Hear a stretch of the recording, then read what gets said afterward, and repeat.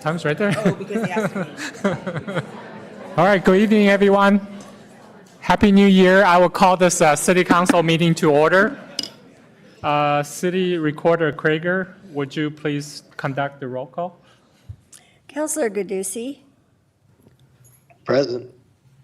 Youth Councillor Hillock, Here. Mayor Hu, Here. Councillor Robbins, Here. Councillor Schlack, Here. Councillor Shaw, Here. Council President Wolf, Here. Councillor Anderson. All right, so thank you. Would you please stand and join me in the Pledge of Allegiance?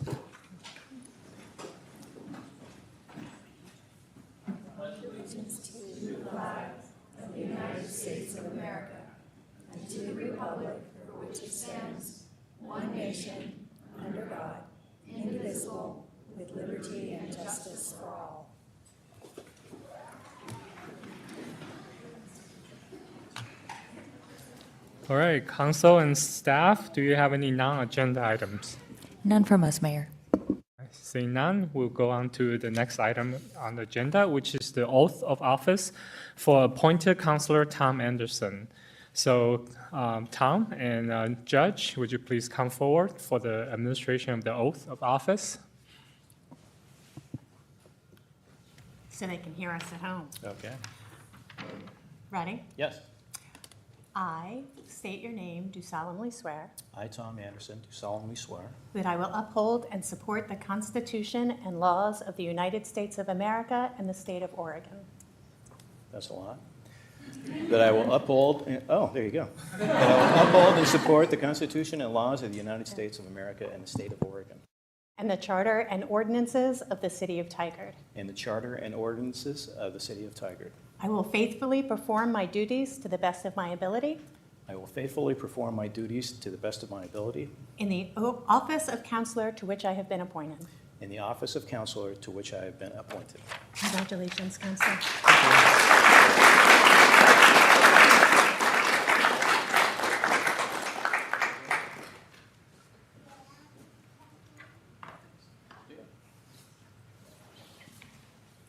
Yeah, please come join us at the dais.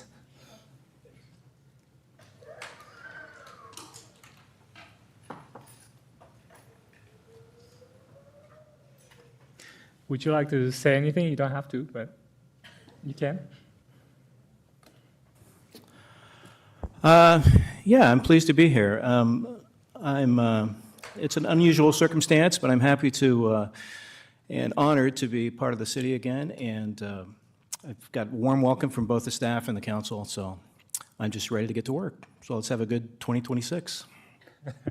Thank you, and thank you, Councilor Anderson, for stepping forward to help us out, and we look forward to working with you. So welcome.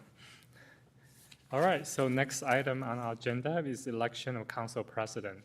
Under our city charter, the council will elect a new city council president every year.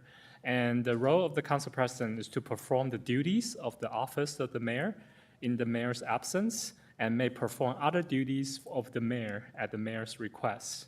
Council President has previously joined the monthly transportation strategy team meeting and advisory board to the mayor on upcoming regional transportation discussion. Election will be by a nominating motion, a second, and a vote. So before I ask for a motion, does anybody want to nominate themselves or any council member? Council President Wolf. Thank you, Mayor Hu. I actually would like to put my name forward for consideration as the 2026 council president. I have a couple words if council would indulge me. It has been an honor to serve this past year, and I know that I'm asking for a second term when the charter recently revised elections to be held on an annual basis. So I thank you all in advance for your consideration. I don't think any of us could have predicted the year that we all experienced. When called to step into a role of Mayor Pro Tem, I took the responsibility seriously, and I worked to represent the city and council to the best of my ability. When I asked to become council president, it was to support the mayor in any capacity needed, but also to begin the work of engaging businesses and individuals about the proposed police and public works bond measure. I have met the target that I set for myself and surpassed that goal by 30%. I know the bond project is important to all of us. In my capacity as council president, I plan to continue to reach out to businesses, associations, community groups across Tigard to advocate for this very important bond project. I have also worked with staff to coordinate legislative tours addressing housing and homelessness and business tours that address economic development in the area. I have directly engaged with our executive directors, both at the Tigard Chamber as well as the Westside Economic Alliance, and will continue to foster those relationships. All of these issues remain priorities in '26, and I look forward to successfully achieving those with your support as your council president. So thank you all. Thank you, Councilperson Wolf. Anybody else? All right, do we have a motion? Mayor, I move to elect Maureen Wolf as the Tigard City Council President for a one-year term. I second. Jinx. Well, Could you tell me who seconded? Councilor Robbins. All right, we have a motion to nominate Maureen Wolf as the Tigard City Council President for one-year term, and it's been second. Is there any discussion? Seeing none, all in favor, say aye. Aye. Aye. Those opposed, say nay. Hearing none, Maureen Wolf was selected as the City Council President by a unanimous vote of the council. Thank you all. And I just want to really thank you, Council President Wolf. As you mentioned, it was an unusual year last year. And I really want to thank you for your leadership and both, for the council as well as the staff. A lot of work you have done is behind the scene, and so a lot of things you've done that, we don't know that, but that's the most important thing that anyone could have done for the city and for the council. So thank you so much, and I look forward to working with you for another year. Thank you, Mayor Hu, for the kind words, and I really appreciate the support of all of you, and let's go get 26. Thank you. All right, so let's move on to the next item on the agenda, which is public comment. Public comment is not a dialogue. Either the mayor or staff will follow up after you made to address the issue brought forward by the public comment process.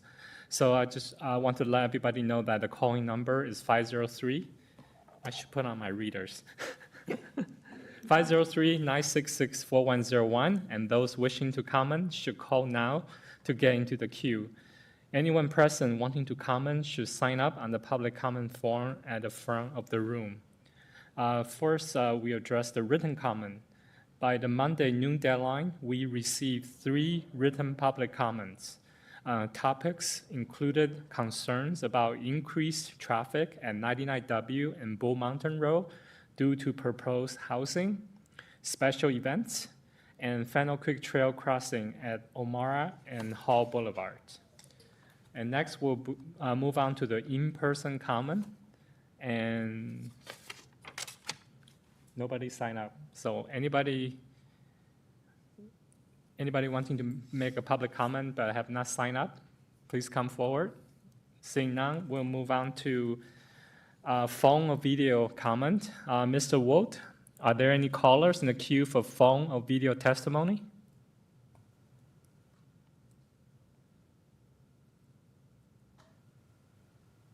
Mayor, there are no callers in the queue and no requests for video testimony. All right, very well. Then let's move on to the city manager report. And I will invite acting city manager Trish to provide a brief report. Good evening. Good evening, Mayor, Council, community members. Pleased to see so many folks with us today. Welcome to 2026. In Tigard, the season of giving and caring for each other does not stop with the holidays. I want to first thank our community members who together donated more than 1,000 items to the Basic Needs Bookshelf at the library, Share the Warmth Winter Supply Drive in December. Donations included over 100 pairs of socks, over 200 hand warmers, and dozens of hats. January continues to be a good time to help your neighbors. Consider joining the MLK Days of Service, January 15th to the 19th, where you can choose from 6 amazing opportunities to serve the community and honor the legacy of Dr. Martin Luther King Jr. This community-wide series of service opportunities includes several organized volunteer projects, along with a flexible option for independent service, offering something for all ages and abilities. Projects range from supporting our senior center and local nonprofits to creating kindness-inspired art and preparing sack lunches. Join us in celebrating Dr. King's commitment to community, service, and equity through meaningful actions across Tigard. The web address is on the slide in front of you, or use your favorite search engine and search Tigard MLK Day of Service. Thank you very much. Thank you, Acting City Manager Trish. Councilor. Seeing none, let's move on to the next item on the agenda, which is the presentation of police awards. And I will invite our Police Chief McDonald forward to do the presentation. Good evening, Chief.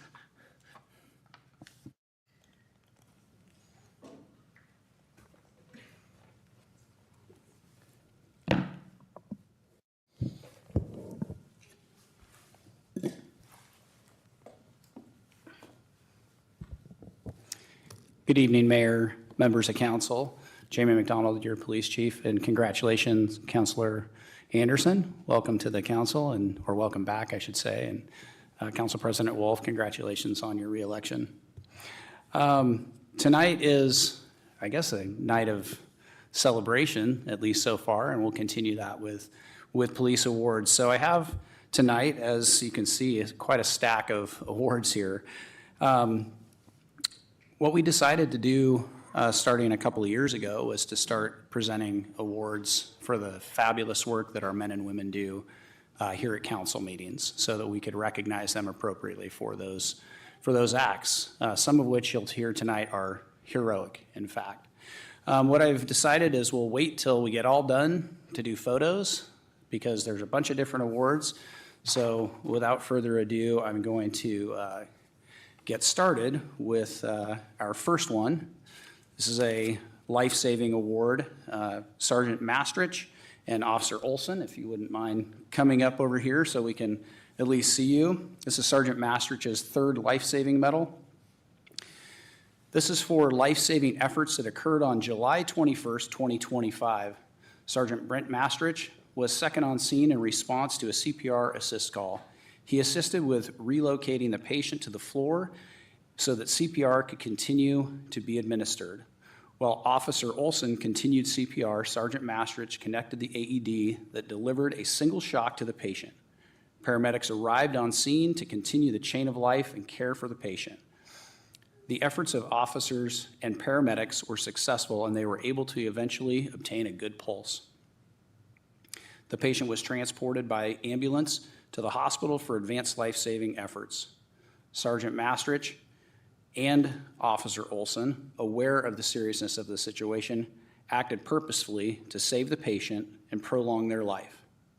Their actions reflect great credit upon themselves, the City of Tigard, the Tigard Police Department, and they both demonstrated core values of attitude, leadership, integrity, service, and teamwork. Gentlemen, thank you.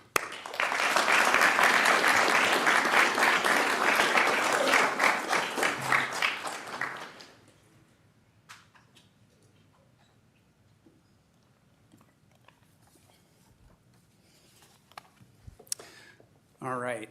I know I have Officer Wakeham here, but Officer Pompelli couldn't be here. So for the next life-saving award, I have Officer Wakeham.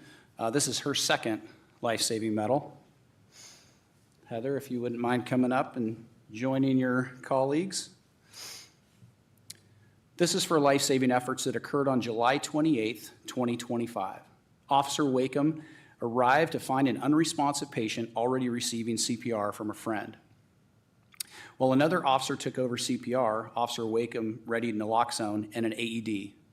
Officer Wakeham administered the first dose of naloxone and attached the AED pads, while another officer continued to provide CPR compressions. After 10 rounds of compressions, Officer Wakeham gave another dose of naloxone while compressions continued. Eventually, The officers were relieved by medical personnel who were able to find a pulse and ultimately transported the patient to the hospital. Officer Wakeham was able to contact the patient at the hospital to confirm they were alive and well. Officer Wakeham, aware of the seriousness of the situation, acted purposely to save the patient. Officer Wakeham's actions reflect great credit upon herself, the City of Tigard, the Tigard Police Department, as she demonstrated our core values of attitude, leadership, service, integrity, and teamwork. Great job, Heather.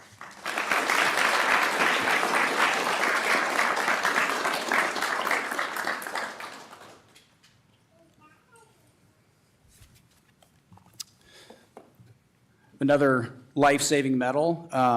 This is the second life-saving medal for Officer Clayton Fink and the second life-saving medal for Colton Fink. Yes, they are brothers. Officer Dakota Schneider, and then King City Sergeant Aragoni was also a part of this.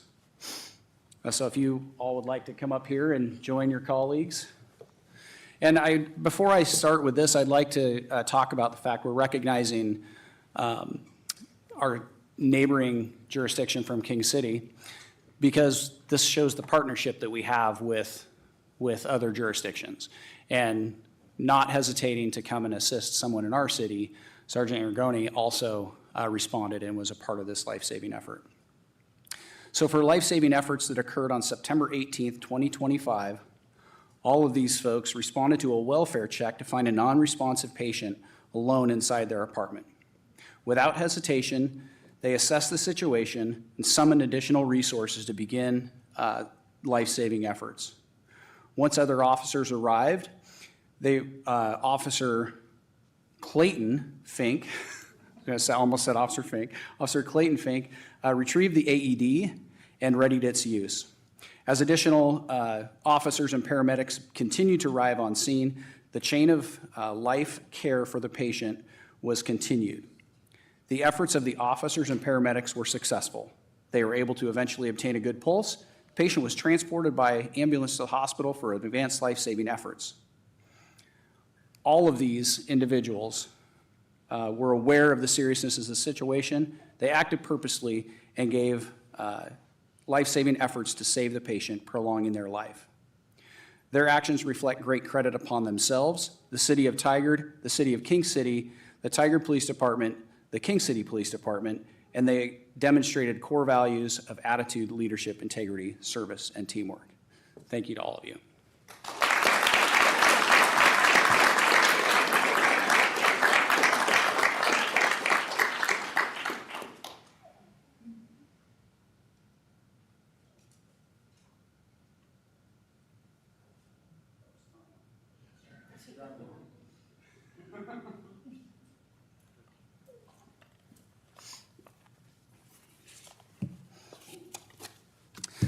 The next one is a unit commendation. This is for Specialist Shelley Wirt, PIO Kelsey Anderson, and then Lieutenants Prater, Fox, Odom, and Erickson. I know that some of the lieutenants are not here. They are out sick. So it is striking us as everyone else. So if all of you would like to come up and, well, the 2 or 3 of you that are here, come on up and join. The unit commendation is being presented tonight for dedication, accuracy, and teamwork displayed throughout the recent Northwest Accreditation Alliance inspection for our department. As an ad hoc unit, these members came together to ensure that all facets of the accreditation standards were met and verified prior to and during the inspection process. All of them focused their efforts on ensuring the department's tireless efforts to meet the standards and demonstrate our profession's best practices. Excuse me, I probably need your readers. They all focused their efforts on ensuring the department's tireless efforts to meet standards and demonstrate our profession's best practices daily, culminated in comments from the evaluators of the department has complied with and exceeded all applicable standards on our first try. Representing our organizational values, focusing on details, and ensuring we met the requirements was no small task and required a team of committed professionals to attain. This commendation acknowledges the hard work and tenacity displayed by all of you and exemplifies the Tigard Police Department's core values of attitude, leadership, integrity, service, and teamwork. It also reflects great credit upon themselves, the Tigard Police Department, and the City of Tigard. Thank you to each of you for helping out.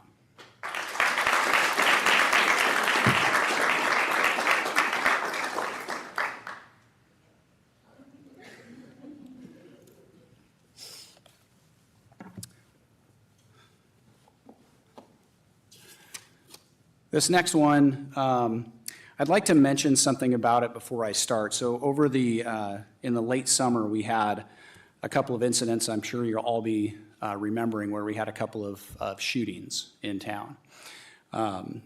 They caught us by surprise, and shortly thereafter, we were able to take the suspect into custody. And this is recognizing the officers that were involved in that. So if I could have Officer John Carson, Officer April Keller, Officer Ryan Kinnaman, Officer Nathan Olson, and Officer Jordan Yamashita come up here, please. I'd like to recognize your efforts for this.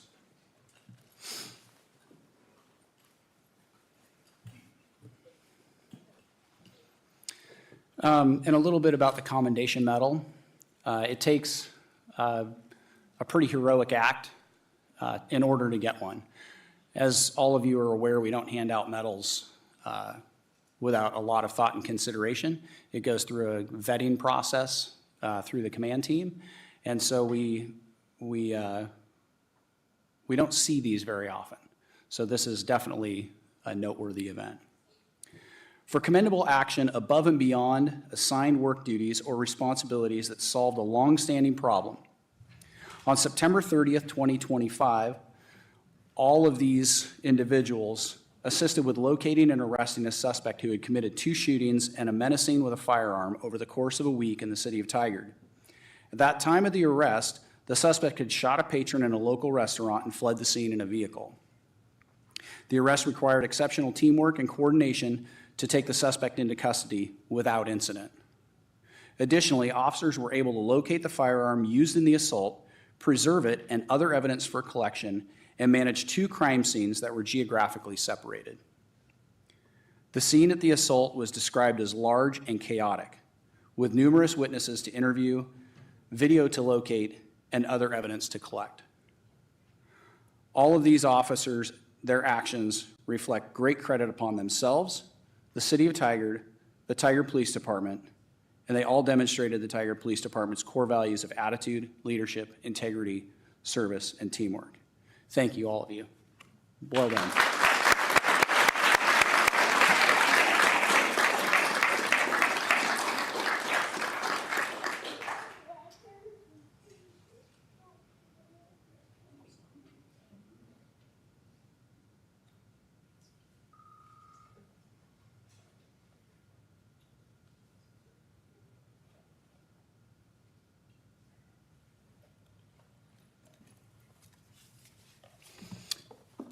All right, now I have our Of the Year awards.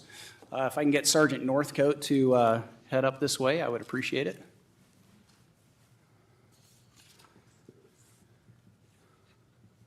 Sergeant Northcote is a consummate professional who consistently represents the values of the community in every interaction.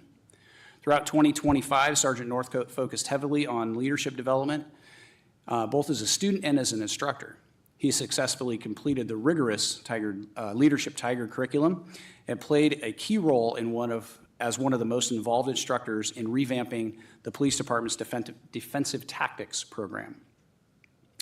In particular, we put emphasis on the initial training for our new officers, and he was critical in that development. Sergeant Northcote can be found throughout each shift actively mentoring the officers he works with, always maintaining a positive demeanor and using real-world examples to reinforce his guidance. He consistently recognizes potential issues and takes initiative to address them before they escalate. Additionally, Sergeant Northcote is vital to the camaraderie within the sergeant cadre and willingly assumes additional responsibilities when needed, often without seeking credit or recognition. Sergeant Northcote is an outstanding representative of the Tigard Police Department in the City of Tigard, and for these reasons, he has been selected as Supervisor of the Year for 2025.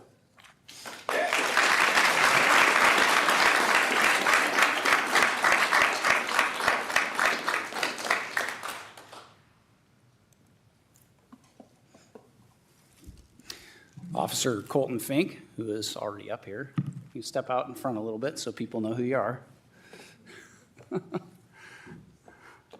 Officer Colton Fink has been instrumental in supporting the police department while protecting the community by making over 79 arrests of impaired drivers, plus 47 additional arrests in over 1,200 traffic stops in 2025.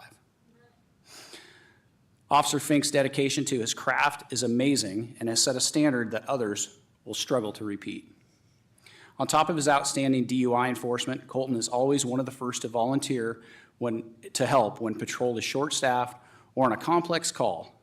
And he can always be seen walking through the door with a smile on his face, which is true. Look at him, he's smiling right now. I knew he would be. I didn't even have to look at him. Officer Fink is the kind of officer that others want to work with, and his exemplary effort in 2025 is the reason he was selected as Officer of the Year for the Tigard Police Department.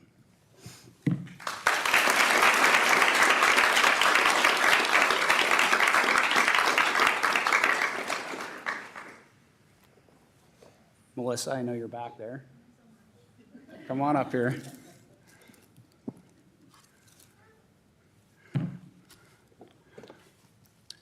Records specialist Melissa Black exemplifies a high level of attention to detail and consistently produces exceptional work product. Melissa lives the police department core values of attitude, leadership, integrity, service, and teamwork every day, but she personifies our core value of attitude by always greeting our community members and staff with a smile or helpful demeanor and a good sense of humor. She is relied on for her expertise in records to help train new employees as well as evaluate prospective new hire candidates during interview panels. She is a team player and takes on extra work without hesitation to make sure the work gets done. Records specialist Black represents the Tigard Police Department at the highest level, and it is for this reason that she has been selected as Professional Support Staff Person of the Year for 2025.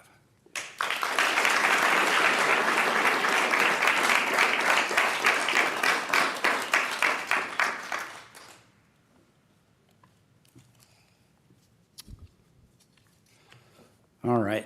For our final award tonight, I'd actually like to have retired Officer Nick Nunn come on up here, please. I've got a seat right next to me. Come on up here, Nick. Nick retired, I don't know, the end of June, July 1st.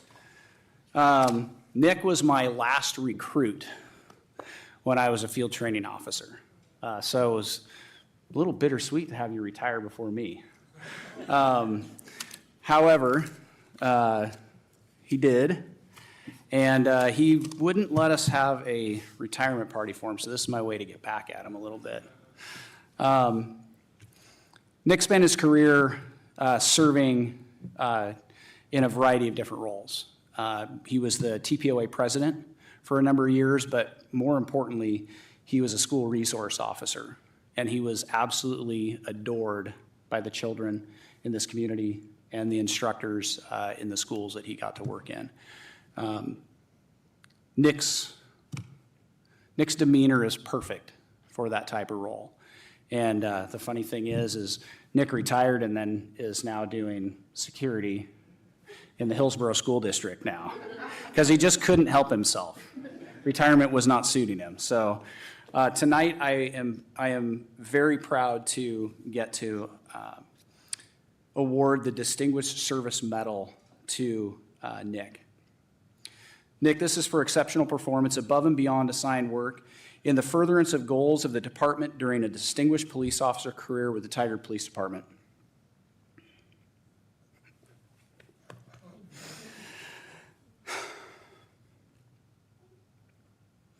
I read this 3 times today.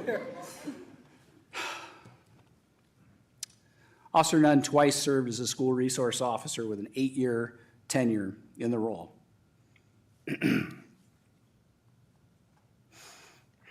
Including 4 years in the challenging environment at Tigard High School. Officer Nunn was also selected as a traffic safety motor officer. That's right, I forgot about that. Field training officer, and as an acting sergeant. Officer Nunn exemplified peer leadership with the Tigard Police Officers Association union president, guiding the union for 6 years through an officer-involved shooting involving an association member police reform initiatives, and the COVID-19 pandemic, all of which presented unique challenges. Officer Nunn embodied the core values of attitude, leadership, integrity, service, and teamwork. Officer Nunn's willingness and professionalism to serve outside the normal roles reflect great credit upon himself, the City of Tigard, and the Tigard Police Department.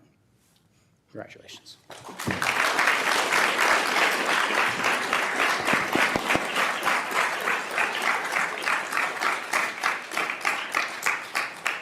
It's also customary that we give our retirees a shadow box.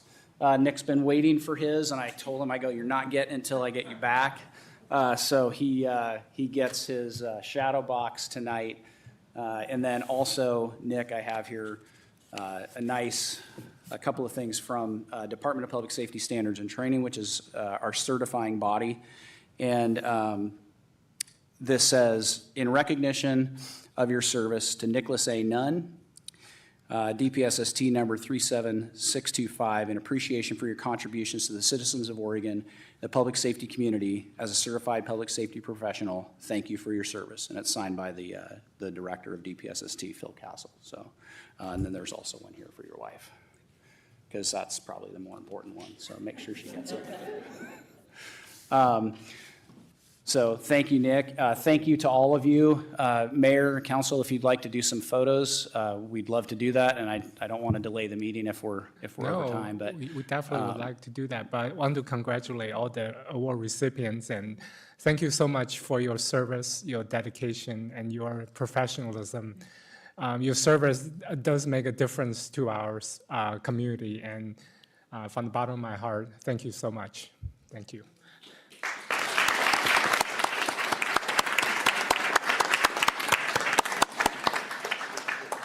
All right, let's go photos. How do we do this? One group at a time?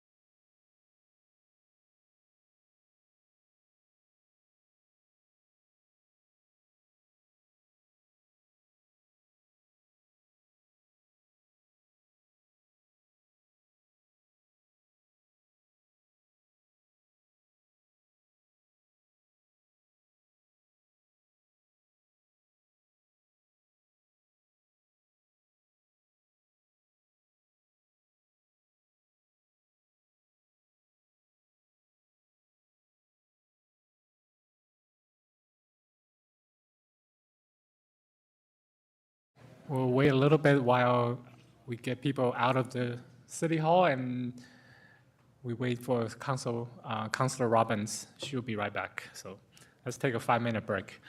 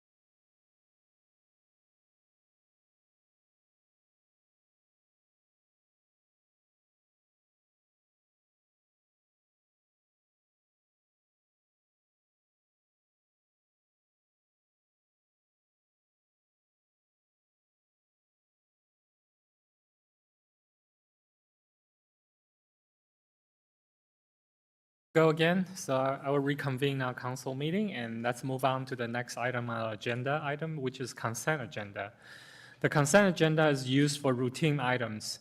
Information on each item is available on the city's website in the packet for this meeting. This item may be enacted in one motion without separate discussion. Council members may request that an item be removed by motion for discussion and separate action. Tonight, we have 4 consent items. A resolution in support of the city's application for a Metro grant to study existing and potential TIF, which is Tax Incremental Financing District. Approval of an intergovernmental agreement with ODOT to receive an Oregon Community Path Grant. For Fennel Creek Regional Trail safety improvements. And 2 contracts, one for streetlight replacement and one for ADA, which is Americans with Disability Act ramp improvements. Councilors, any motions, either to approve or pull out for separate discussion? Mayor, I move to approve the consent agenda as presented. Second the motion. Is there any discussion? All right, those in favor say aye. Aye. Those opposed say nay. All right, so the consent agenda is adopted by a unanimous vote of the council. All right, so let's move on to the next item on the agenda, which is city special events continued discussion.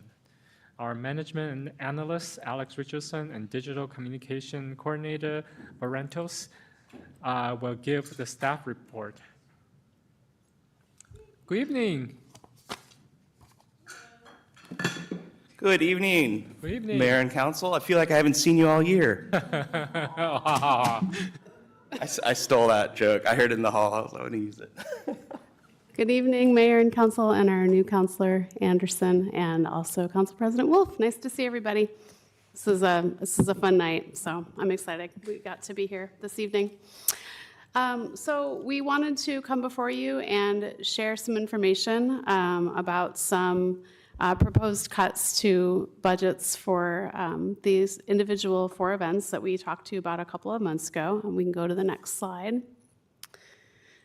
And so the action and advice that we're looking for, we'd like to know what you think of the proposed cost reductions for the 4 events: Juneteenth, Pride Festival, 4th of July, and LT Gray Fest. And wanting to know if you would like us to continue with these 4 events, so not adding any or removing any. And then for 4th of July, we had talked a little bit before about drone show versus fireworks, and that's something that has come up over the past couple of years, and now it's at the point, where we'd like to start pursuing looking at contracts for a provider. So that's the last thing that we would like your guidance on, and we can go ahead and go to the next slide. So as you know, we were here on October 21st, and so one of the things that we talked about was sponsorships. And so we did go back to the drawing board on sponsorships and really revise those tiers. I have a new sponsorship packet that's ready to go. It's just about ready, but I wanted to meet with you all first before it was final. But just to give a really brief overview, we're still sticking with Pride Festival, 4th of July, and LT Gray, so we're not explicitly pursuing sponsorships for Juneteenth. The biggest change is the tiers. So they start at $2,000 and go up to $10,000. So $2,000, $5,000, and $10,000. So big increase, and we're hoping that will really help bring in some funds for these events. So I wanted to give you that update. And then, as I said, we're also looking for guidance around proposed cost savings, which we detail in the next slides. So we can go to the next one. So for Juneteenth, Juneteenth is, it's really a lower budget event out of all of the events. One thing I didn't put on here that I wanted to highlight is that we have added sponsorship recruitment or finding to the events consultant portfolio, which we are currently conducting interviews actually today and tomorrow. So we hope to have one online by the end of this week or early next week. And so with that, with deciding to enlist their assistance in really helping us to get sponsorships, we've taken Juneteenth out of their contract. I did want to point out, though, we still retain our partnership with Jumo Watley, who we worked with last year for Black History Month and also for Juneteenth. And so we still would really like to work with him. But as far as the overall events consultant that works on all of our events, they wouldn't have contract hours going toward this event. So it's hard to calculate the exact cost savings because it will mean somewhat more staff hours. So that's why I didn't put it up here, but I wanted to make sure that that was known. We are still wanting to talk with Tigard Chamber of Commerce about potentially working with them on Juneteenth, as they had suggested a possible alignment there. We just haven't had a chance since the holidays wrapped. And then scaling back some of the food, that's really the major cost for this event. Like I said, it is a lower cost event, but we provide an entire catered meal. So if we can scale that back or potentially have vendors sell food, that will save us a bit. And I wanted to take an opportunity to pause after each event. If you all would like to give feedback as we go along, you're more than welcome to do so at this point. Any feedback on Juneteenth? Councillor Shaw? Not feedback, but a question. This was originally TTSD event, correct? And an event that we then eventually partnered with them, and then now have, because of funding, they've reduced their funding, or if they're not participating? Yes, good question. So TTSD is still participating in the planning of both Pride and Juneteenth, but they're no longer giving their financial contribution, which was $2,500 per event.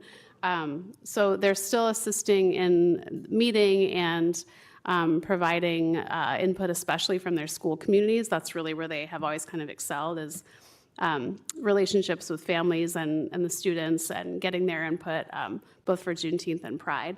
And so they'll still assist with that. For Pride, they have an even larger role, which I can get to when we get to that slide.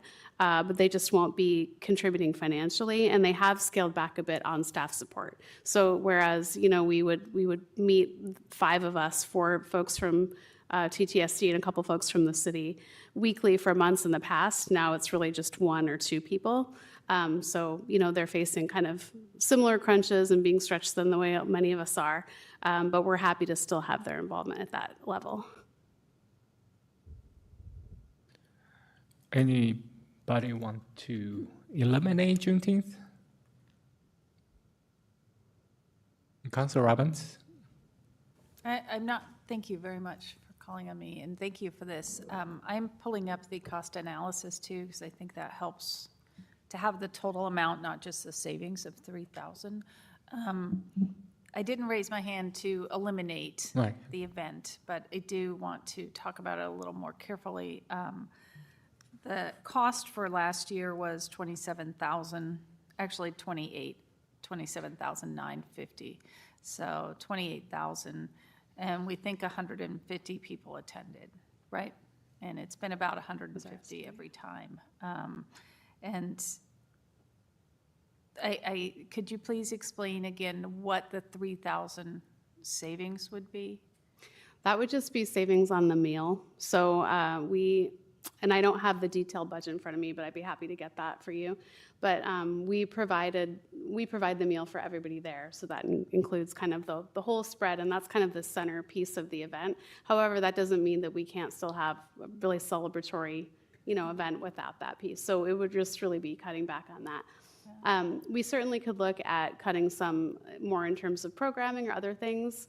The kind of strength of this event is the kind of informal community feel. So I think we, if we wanted to make further cuts, we could still retain that feel to an extent. But yeah, that's just kind of, when we were looking at the events, that seemed like the obvious place to cut, and still kind of being somewhat conservative in the cut so that it's not a very large difference for people that have been going year after year. That said, we could certainly look at more. So that makes sense. That actually seems like a higher percentage savings since it was 27,000, so 3,000 is more than 7%. So that's kind of a bonus. But I have one question. I see that in 2023 you did not attend the event then. What was the difference between 2023 and 2025? Because the cost looks like it more than doubled, like it actually almost tripled, so. Yeah, you're right. I mean, I think that we did add a lot more in terms of entertainment. We had really relied on, to an extent, student performances. And for whatever reason, that just kind of got more challenging to get students to commit to perform. Partly, I think it's, and by perform, I mean either do like an actual performance or just speak, get up and be a speaker. And I think the time of year is a little hard because school has just let out really recently. And so we were hoping that by adding kind of a new infusion, it would keep people coming back. So I think it's primarily in talent, and probably food costs went up a bit too.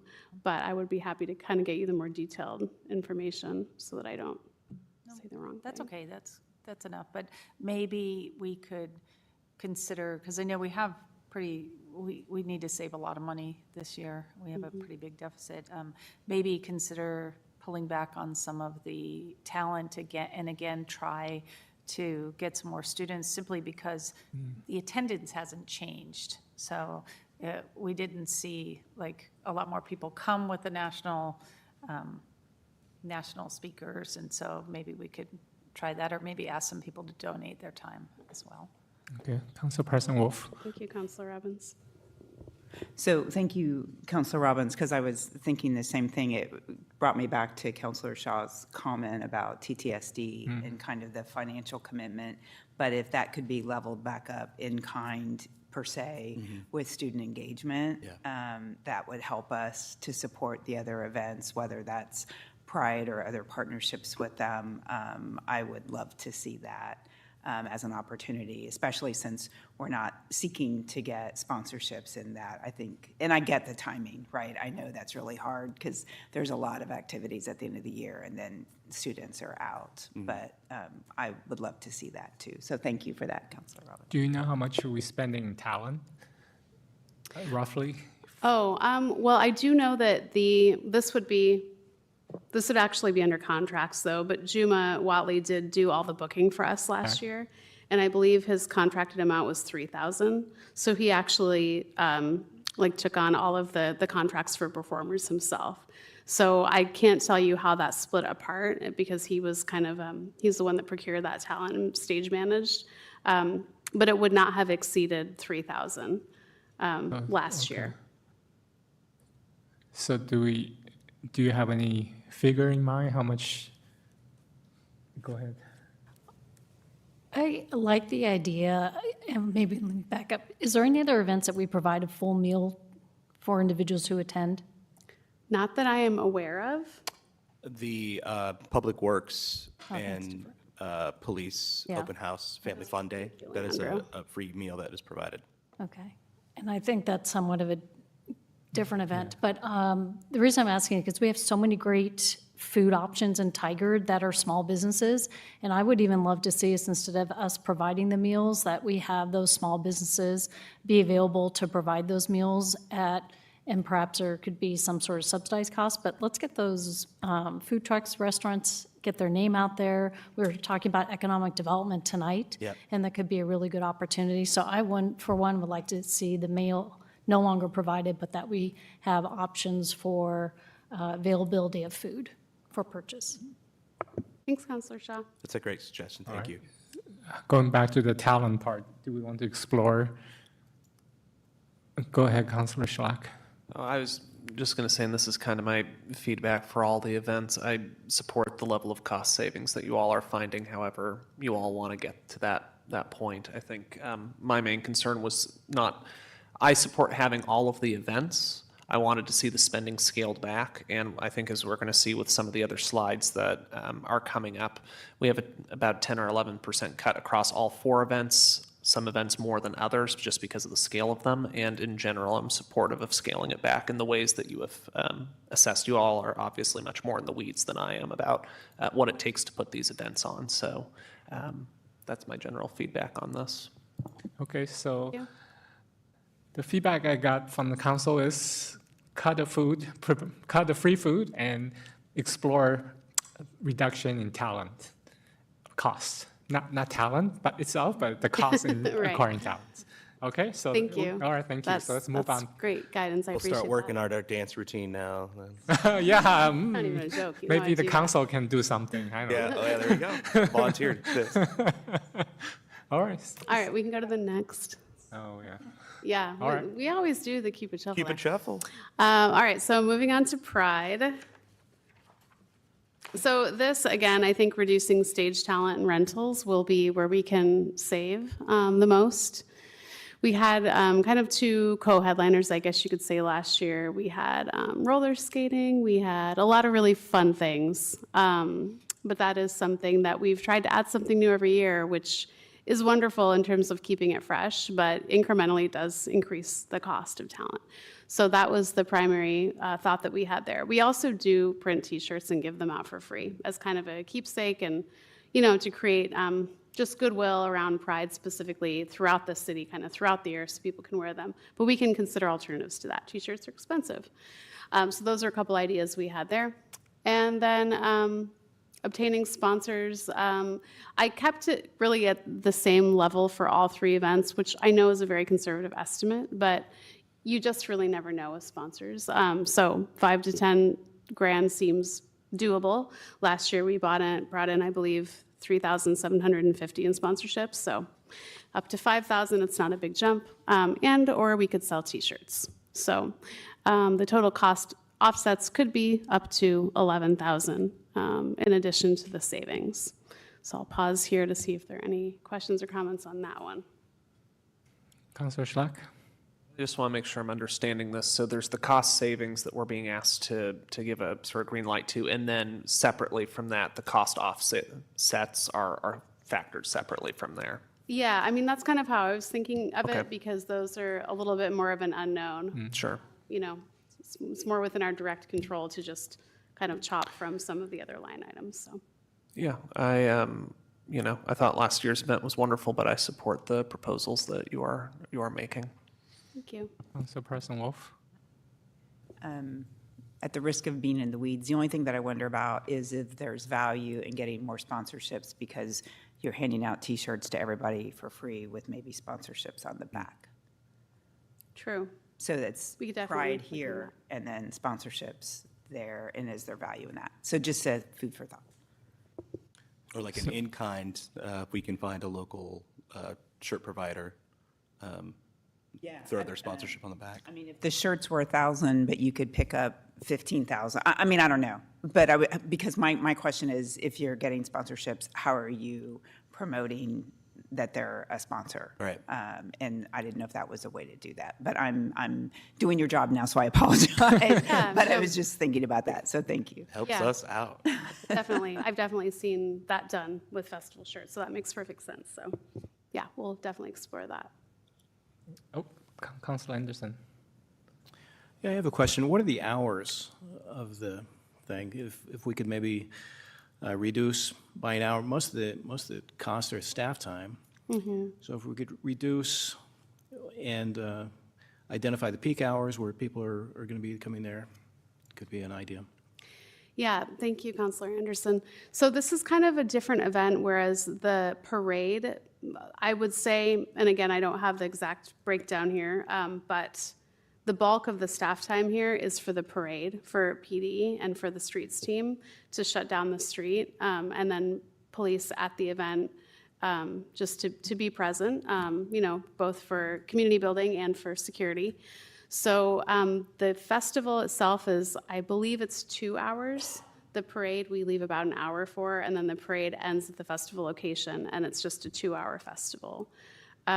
So, yeah, I think that the staffing is more to do with the logistics in this situation, and then the planning as well. One thing I did want to mention, however, is that there had been some interest, I think, from one of you all about potentially looking at moving the event downtown. And so that would definitely it could really increase attendance to move it downtown. And I'm not sure if it would reduce staff time and planning, but it may. And so I have a call into police actually to meet with them, but I wanted to kind of get through this meeting first. So that is something else that we have looked at. Yeah. Councilor Schlack. I just want to clarify, because I've heard about the moving the festival downtown option before. Would that just be a festival then, or would the intention also to have some aspect of a parade with it? Yeah, I think the intention would be to have to pretty much keep the event the same, but to just move it downtown and then have the festival be at Universal Plaza. Again, this is all just ideas, but there was also some discussion of moving Juneteenth downtown so that it could maybe even be in concert with like the farmers market. So I don't know if that's even a possibility for Pride. Nicole and I did really go down the road of talking about having the parade be downtown 3 years ago, I believe. And at that time, police wasn't particularly keen on the idea. However, it's been several years and it can be reassessed. But yeah, so it would be the kind of the whole thing. I believe when we came in October, there was some discussion of, do we have to do both, right? So I didn't present that as an option. That doesn't mean it's, of course, not on the table. That's just kind of, what our thinking was, that the savings that we were proposing seemed like we could continue to do both. However, if that was something that council desired for us to explore, we could do that.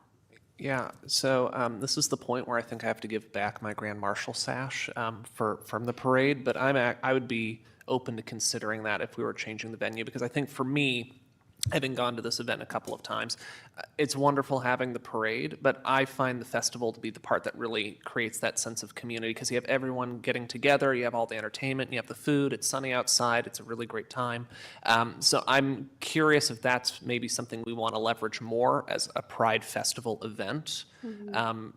if we will, I'd be open to exploring that. Of course, the parade is wonderful too. So just wanted to put that out there. To your point, as well as mentioned, like stimulating local business that Councilor Shaw mentioned, I think that having it centralized in a downtown location would also stimulate local businesses. Like the Tap House, I could see people stopping by there. We went to the tree lighting earlier last year, and it was packed because people were waiting to go see the tree lighting. And I would see a very similar simulation of local economy if that move was considered. Yeah.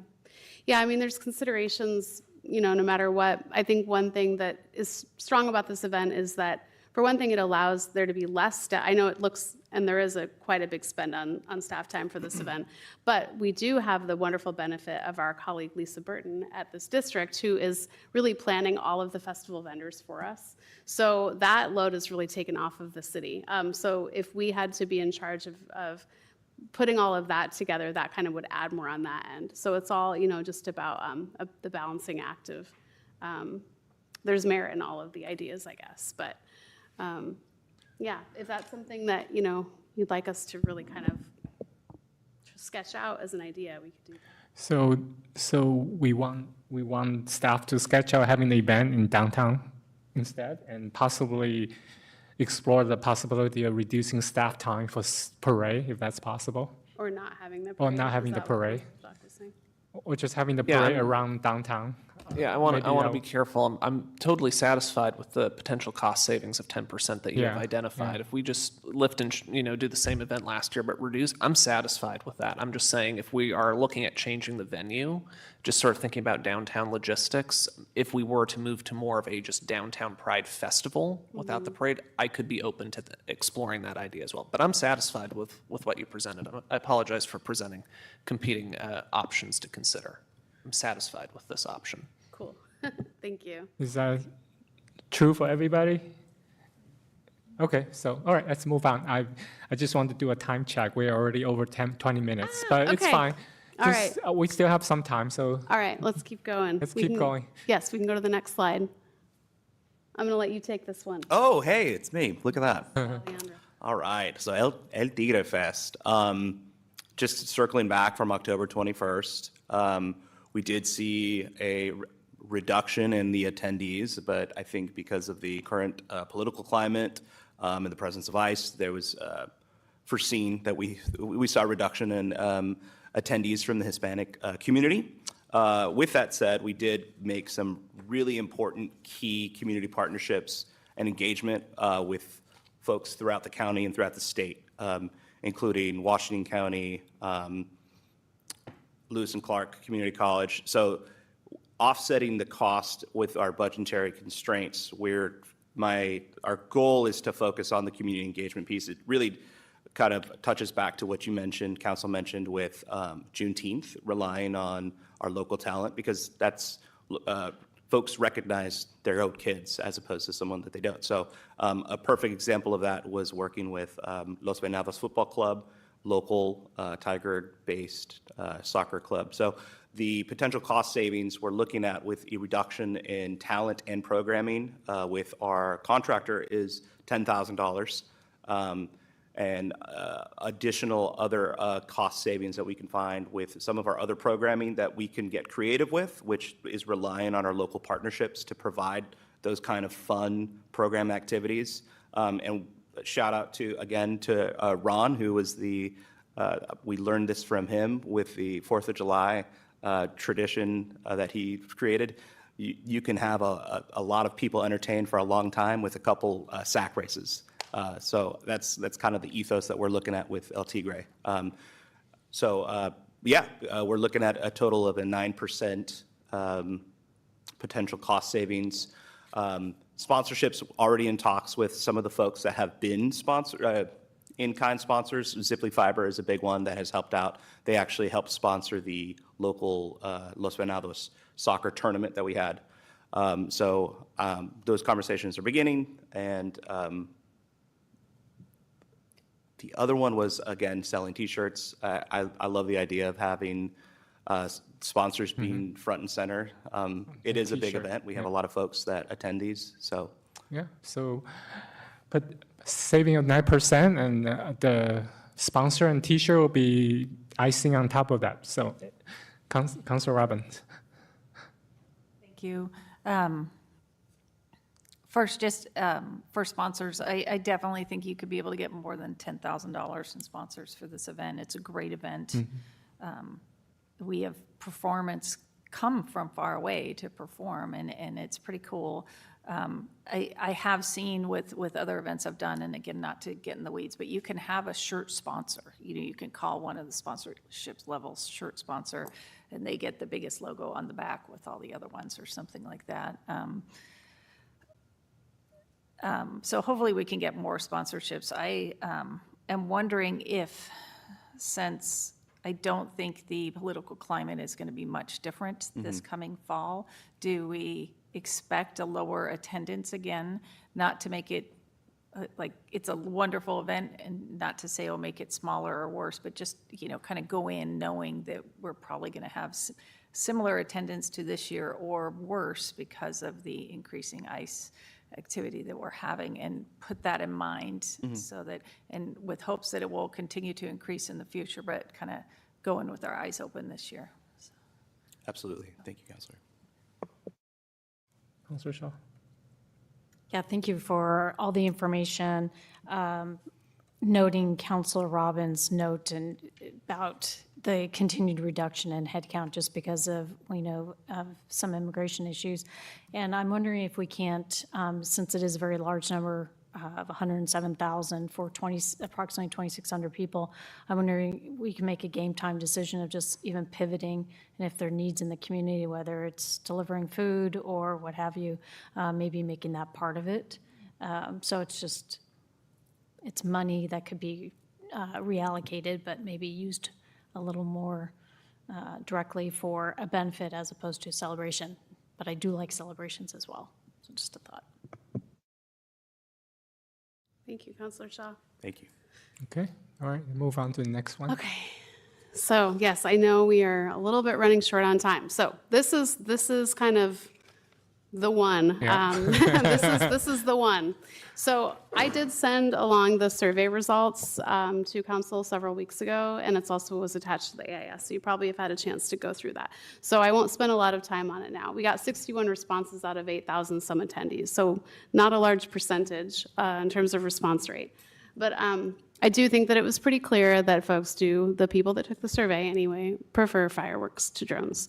We know that it's a very big cost savings. I've already been speaking with Western Display Fireworks, who provided fireworks in 2023 and prior.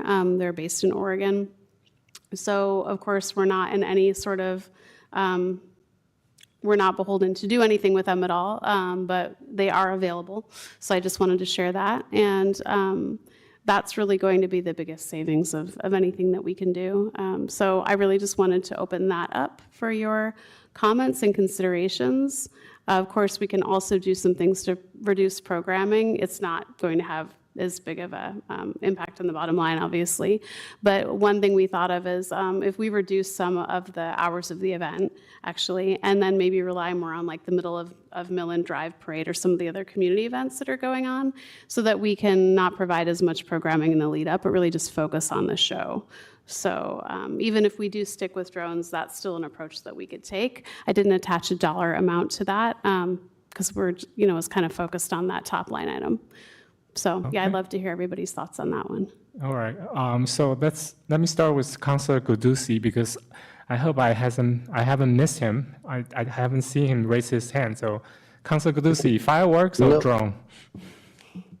I have always liked the fireworks a bit better, and the cost savings with this ends up being significant. I like that Western Display is a local company as opposed to Sky Elements from Texas. So I like the fireworks overall. All right. One concern that I do have about merging this with the middle of Millen is in terms of logistics. I don't know how that would work, just given what it was like and how many people attended the fireworks. But that's my only concern. Okay, Councilor Anderson. Fireworks would be fine. Okay, use Councilor. I think fireworks, especially because you did say that the survey people want to, yeah. So. Councilor Shaw. I have a couple of comments. One, fireworks are definitely fun and more enlightening than drones. However, we have to note that we aren't getting any more rain or snow. Currently, Mount Bachelor was closed over the weekend. There was no snow in Central Oregon.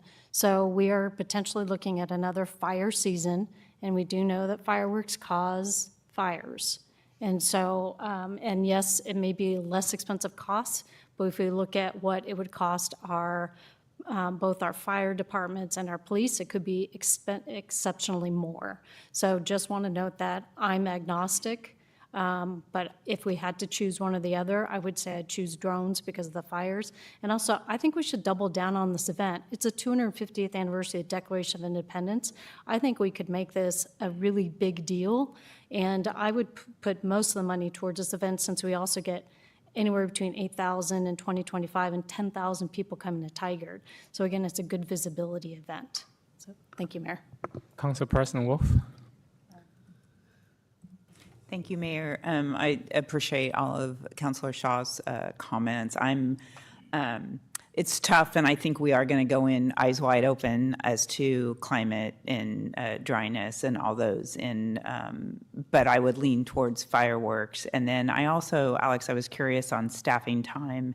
If because of the drone show and the requirement to kind of be concentrated, did we also have more support around parking and logistics and some of those where if we go back to fireworks, it's more dispersed because people are watching in different venues and therefore maybe some of that.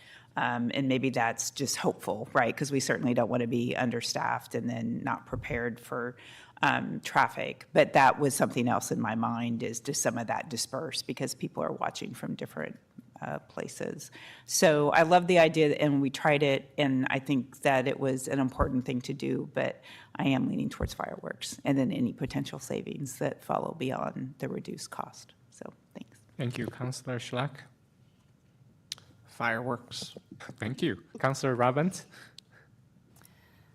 Thank you. I'm going to say fireworks. Looking at I do appreciate the fire concerns, and I wonder if we have to cancel due to weather or fireworks, do we get a refund? I doubt it, but something to ask maybe. But looking at the survey, if you look at how did the drone show compare to traditional fireworks, and I realize it's only 61 people, but the much worse is this big.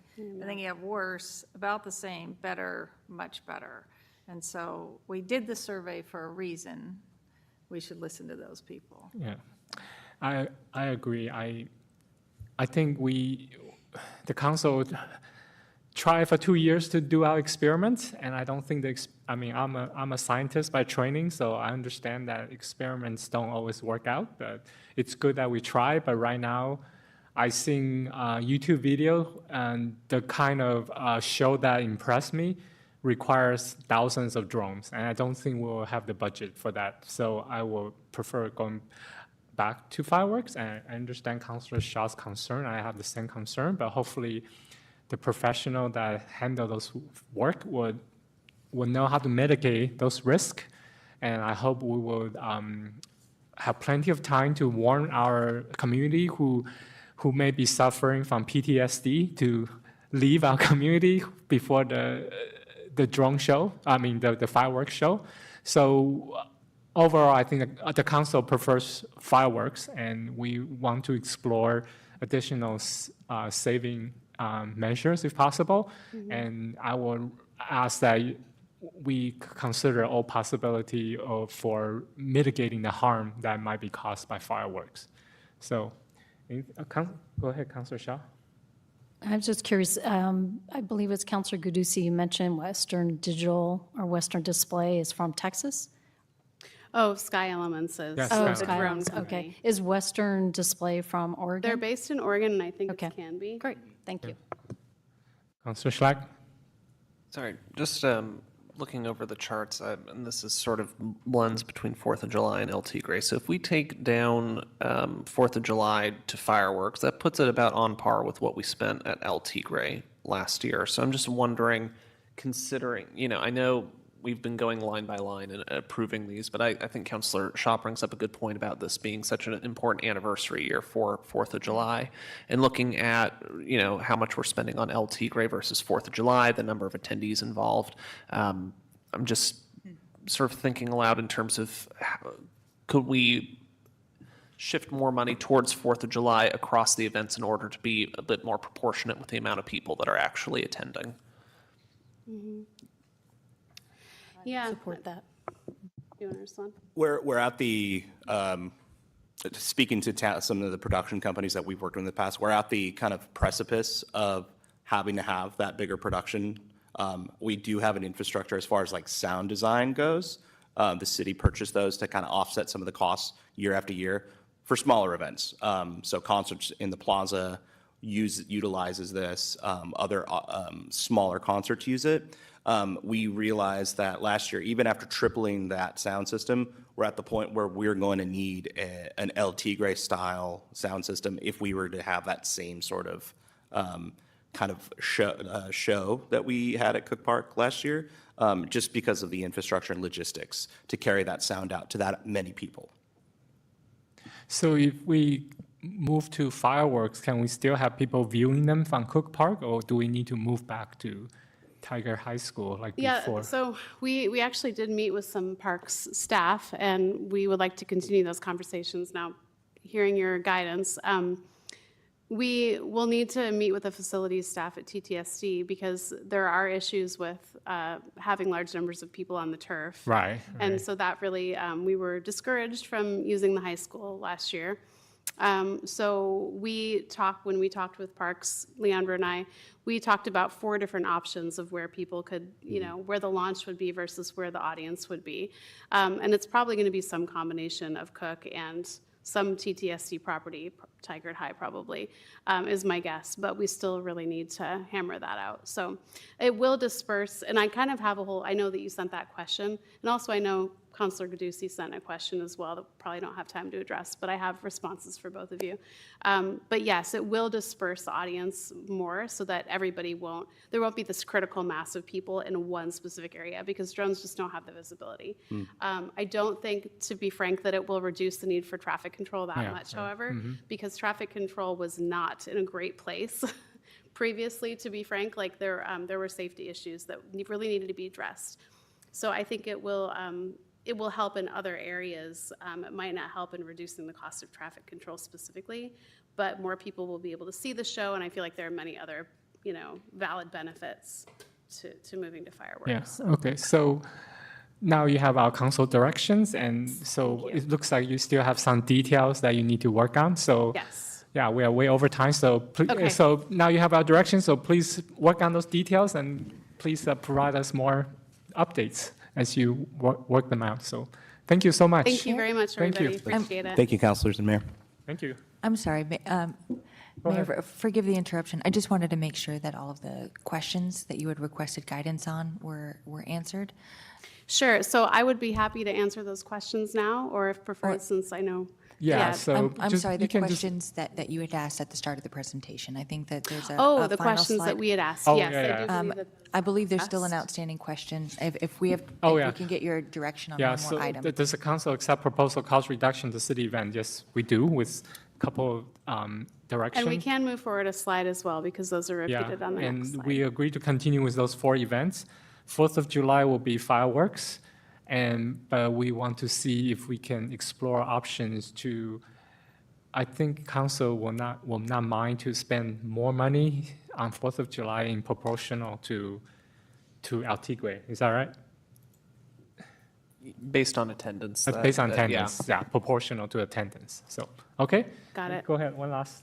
Yeah, I don't want to make a hard and fast decision because we don't know what sponsorships look like. So if there's an event that we don't get any sponsorship for and it looks like there's just not community excitement around it, then I would still like the council to have the ability to go back and say it just doesn't make sense and maybe reallocate those dollars. But I'm more interested in that we have that opportunity once we see what the sponsorship numbers look like. Okay, so do we have enough time to make those kind of decisions? As will far we as know? for this year, Yeah, I think that would be difficult. I was thinking you meant for the next year. We would have to have a, a cutoff date for sponsorships that would come up very quickly, I feel like, in order to be able to see what impact that would have on the budget for the rest of this fiscal year. It's something that we can kind of work out more and bring that back to council if that would be desired. But it's hard for me to just kind of off the top of my head guess how that would work. So is it okay if we make that kind of decision next year based on whether we have sponsorship this year? Seems, yeah. So if, I think we can still go forward, but if we don't have sponsorship for any event this year, they may be cut next year. So. Understood. All right. So thank you so much. Okay, thank you very much. All right. Thank Have a nice you. evening. All right, so let's move on to the last item of our agenda item today is Economic Development Strategy Plan Development Update, and we have Economic Development Manager Harter, and who will be joined by Eco Northwest Project Director Matt Gregg to give the update. Good evening.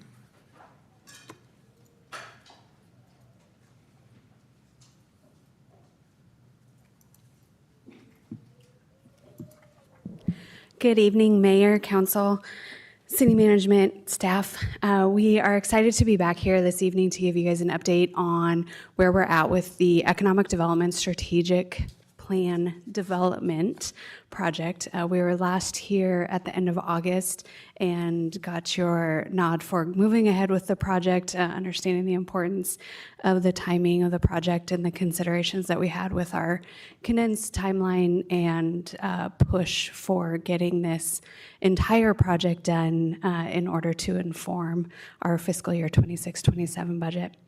With me tonight, I've got Matt Craigie, who is a project lead with Eco Northwest. Last time we were here, you guys saw Cadence Petro. She was our original project manager. We wish her well in her new position as the chief of staff for Albina Vision Trust. So Matt is joining us. We've had about 5 weeks of transition and turnover so far, where we have been working closely with Eco Northwest to make sure that there's been no loss in timing or work that has been done or will continue to be done. Also, I have the privilege of saying I've worked with Matt before. When I was with Washington County, Matt was economic development at Washington County prior to joining Eco Northwest. So very familiar with what is going on in our area, very familiar with the nuance of Washington County West Side, and a very skilled economic developer. With that, we'd like to jump into our presentation. What we're looking for tonight is confirmation, affirmation that we're moving in the right direction. We had our first workshop for economic development in mid-November, and then about 2 weeks after that, we had our first draft of product that we were able to work with all of the program participants and get valuable feedback and do another update before presenting for council packet tonight. Throughout the evening, we will go through a lot of those processes, a lot of what we heard, what we worked through in the workshop, what we worked through with our community engagement process. And so what we have is our draft mission, vision, guiding values, and strategic pillars that we're looking to gain consensus and encouragement on as we head into our second workshop, which is scheduled for next Thursday. Next slide. I think I jump in here. Yeah. Great. Good evening, Mayor and councilors. Great to be with you all this evening. So this evening, what we're going to do is we're gonna walk through a few things here. We're gonna talk about the purpose of the project real quick, just an overview there. We'll talk a little bit about the background. We'll talk about some of the engagement with community members and businesses here in Tigard. And then we're gonna talk about the outputs of the visioning workshop, where a group of folks talked about the vision and the mission and the strategic pillars. We'll talk about what all of those things are for the Economic Development Strategic Plan. And then we'll also make sure that we are oriented to the next steps and when we'll be coming back to you all. Next slide, please. Terrific. So the purpose of the Economic Development Strategic Plan is to clarify what outcomes the city wants to achieve, to align staff, partners, and leadership around unified direction, and to move beyond ideas to specific actions and metrics. And actions and metrics are something that we'll be looking at the next workshop. So that first workshop was vision and mission. Next slide, please. So we've got this great house framework graphic that we like to use when we're thinking about strategic plans. So we have the vision up top there, the North Star, the mission, the strategic pillars. And so the strategic pillars embedded in each one of those are actions and measures that are related to those actions, and then guiding values there as the foundation. We sometimes use a construction analogy to think about this house of the strategic plan, where the vision is like the architectural rendering of the finished building. That's what Tigard would look like in the future. The mission is like the general contractor's job description, what the economic development team are paid to do and to build it. The strategic pillars there in the middle are the structural columns holding the building up. And actions and metrics there within the strategic pillar.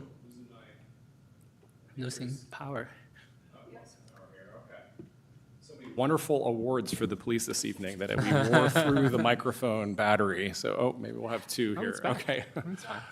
It's back. All right. I was talking about the actions and metrics. Those are kind of like the daily punch list blueprint, ensuring that everything goes in the right place. And then the values there, that foundation piece, that's like job site safety and conduct rules, how we treat each other, the culture behind the work. Next slide, please. So here we're going to be talking about the engagement that Danelle led and the ECHO team, before I jumped in, led, and there was a whole lot of engagement here. I know Danelle has some examples that she wants to talk about. I'll point out here, we've listed a number of the different groups that the team engaged with, and you'll see there on the right that there were 6 focus groups, a number of interviews, and over 100 surveys that went out to businesses across Tigard. And I think you said that survey went out to all of the licensed businesses in the city. Is that right? Yes, thank you. Our engagement strategy, as we knew and discussed in August, was going to be quick, and we really needed to rely heavily on active members of our community being able to and trusting their ability to speak on behalf of their industry, their sector, their geographic area, whatever they were able to represent as business owners, as a workforce in Tigard, being able to hear people and ask where people are at. The online survey was distributed to all licensed businesses within the city of Tigard, inviting them to participate and hear feedback. Our focus groups were identified based on subsectors so that we could really create trusting, open communication and transparent spaces for people to share their opinions. The focus groups were led by ECHO Northwest without staff present, so that there was no perception of needing to be filtered at all. And some of the responses, we can definitely say thank you to very vocal members, because we heard and got very valuable feedback on what we really needed to hear. The focus groups were split into groups such as large employers, workforce development and training, community-based organizations and partners, neighboring jurisdictions. So we worked with all of our neighboring cities, the county, and Metro as one of the focus groups. We worked with large employers and major industries as another. We worked with we had a focus group specifically for small and medium-sized businesses. We invited representation and did interviews, specific one-on-one interviews with our leaders in the chamber and the TDA and other groups that could really speak on and represent a variety of businesses and interests within the community. So The 101 survey responses to online business all came in from a variety of the invitation to all the businesses and direct invitation to a couple of businesses to follow up, making sure that we had the opportunity to hear from them. I have a few quotes that I would love to share. This is a really fun part of the job, to go out and talk to folks in the economic development ecosystem and hear directly from businesses. And so just a few that I'll share with you all this evening. So this comes from the survey. These were Tigard businesses responding. So a few questions here. There was a question, what is going well for your business in Tigard? And just a few quotes. So, the Tigard community is empathetic and supportive, and local events help me connect with customers. Someone else said, the proximity to 99W, 217, and I-5 make it quite easy to access our business. So, locational benefit here. Someone else said, I own my home here, I own my business here, and I own a building here, send my kids to school here, and I volunteer in the community. I love Tigard. So some positive responses there. One of the other questions was, what is the hardest thing for your business in Tigard? We heard things like, one of the biggest challenges is gaining visibility and promoting my business among Tigard's larger companies and nonprofits, especially as a small, home-based, woman-owned business. Someone else said, my employees' higher costs of living and rent leases. And another one was, navigating regulations and leadership changes has made it hard to build relationships. To the question, what can the city of Tigard do to better support your business? Someone said, streamline processes and visit businesses to observe firsthand observations. Someone else said, more exposure opportunities, as well as more knowledge about what is available from the city to create a business here. We had also a question around workforce training and support, and what options there would be most helpful for businesses. And some of those answers included marketing, technical skills, maintenance techs are hard to recruit, someone said, and connection to high schools and internship advertising. One of the things we want to note about the online survey is we are one of many jurisdictions that are undertaking our very first economic development strategic plan. We're a couple months behind some of our neighboring jurisdictions, and we're a couple months ahead of others. And one of the things that we really prioritized working with our partners at the county is how do we, Washington County jurisdictions, try to create unity among what we're even asking so that we can really look at those answers and responses in relation to each other and share data and share insights. We were able to receive the City of Beaverton's survey that they also distributed to their business population, take the intent of the questions and try to make sure that we were hitting on enough of those data points in similar enough ways that we could look at the survey responses across our jurisdictions. Because as we know, it doesn't matter to our community. They don't know the jurisdictional boundary of which side of Shoals Ferry they're on, right? To them, it's the community is supportive or it isn't. And so we want to make sure that we're in alignment and both supportive of our neighboring jurisdictions, but also can share that information and learn from each other as well. Terrific. I think we're on to the next slide, please. Great. So a synthesis of the engagement turns into a SWOT. So strengths, weaknesses, opportunities, and challenges. I'm not going to go through all of these here. We have a deeper synthesis of it, of course, in some of our deliverables. But I'll highlight that each one here just for a second. So under strengths, the stakeholders highlighted the city's strategic location, as you heard in one of those quotes. Regional connectivity and high quality of life. Under weaknesses, they noted a lack of a formal strategy. So what you have undertaken here, it is noticed in the community. What's the strategy around economic development? So this is a very important step. Constrained land supply. This is something that we hear in a number of communities across Oregon. And low awareness of existing city programs. So an opportunity for some marketing there. Under opportunities, There was excitement around possible redevelopment in some key growth areas and enhancing partnerships, especially around with workforce partners.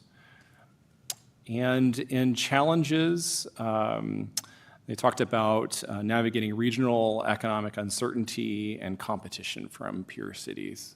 Danelle, I don't know if there's anything else there that you wanted to mention from the SWOT. No? Okay, next slide, please. Terrific. So now we're going to get into the vision, mission, guiding values, and strategic pillars. And so we're looking for your feedback on these pieces here. So on this slide, you can see some pictures from that first workshop. You can see how busy folks were putting those stickies up. We did some kind of individual work, some small group work, and then brought it all back together to come up with all of these different things. After the workshop, there was also individual engagement with all of the participants to refine and confirm that what was being put together reflected their voice. And so it was quite the process. And it's a similar process they'll be using with the next workshop as well. Danelle? The workshop participants were curated and pulled together to make sure that we had really wide representation. Workshop participants varied from our city council liaisons. Thank you for your participation and the million emails that you've gotten from me over the last several months. We had representation from city management office, from community development, finance, economic development, parks and recreation. We also had our partners at Washington County Chamber, TDA, and some involvement from our regional tourism board as a proxy in the workshop and an advisor after the fact. So we wanted to make sure that departments within the city were very well represented. Points of view, perspective, and interests were all being able to be identified and spoken for based on the various program participants in the workshop. Terrific. Okay, let's get into it here. In the next 4 slides, we're going to review the output of that meeting, where we're going to look at the vision, the mission, guiding values, and strategic pillars.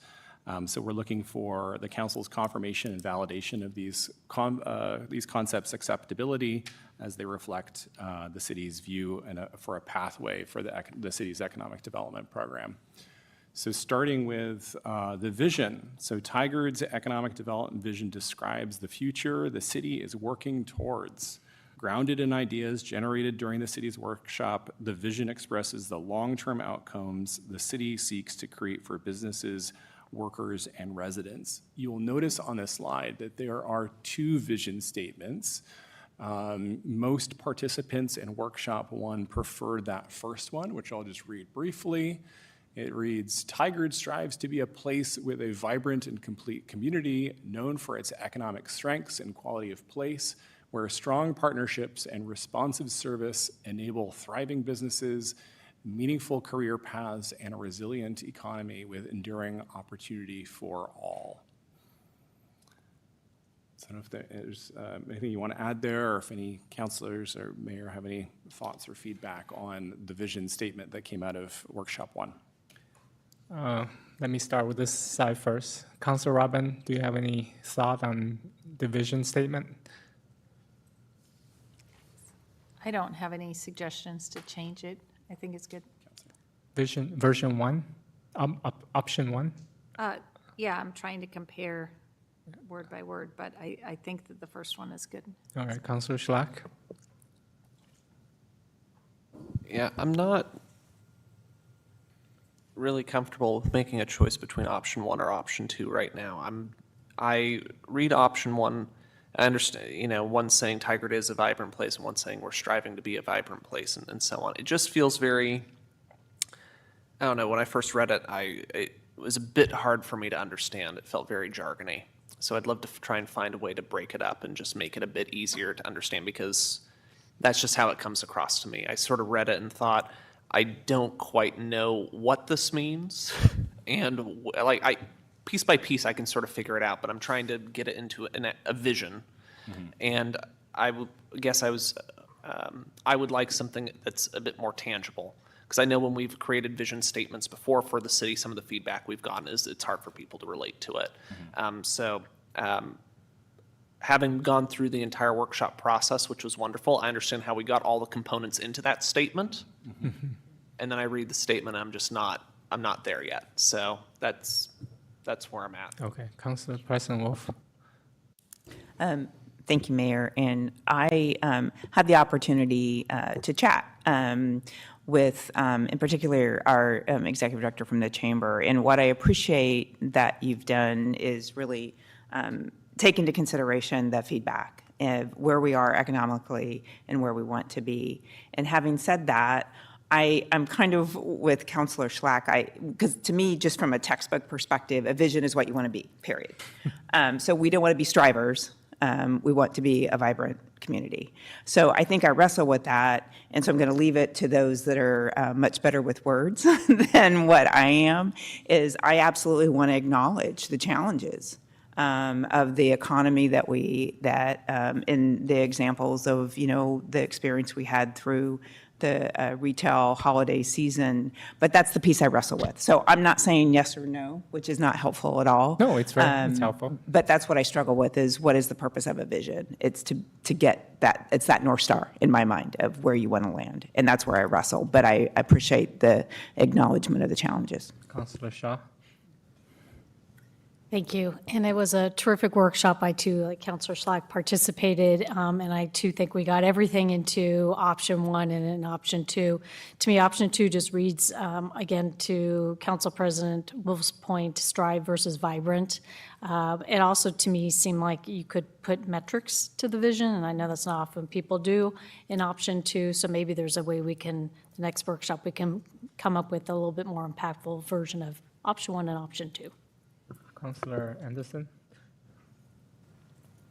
Well, to me, it's obviously very tigered. I'd like to see maybe something more of a regional footprint, so tigered businesses can compete in Seattle, in Medford, and Sacramento, rather than just small business in tigered.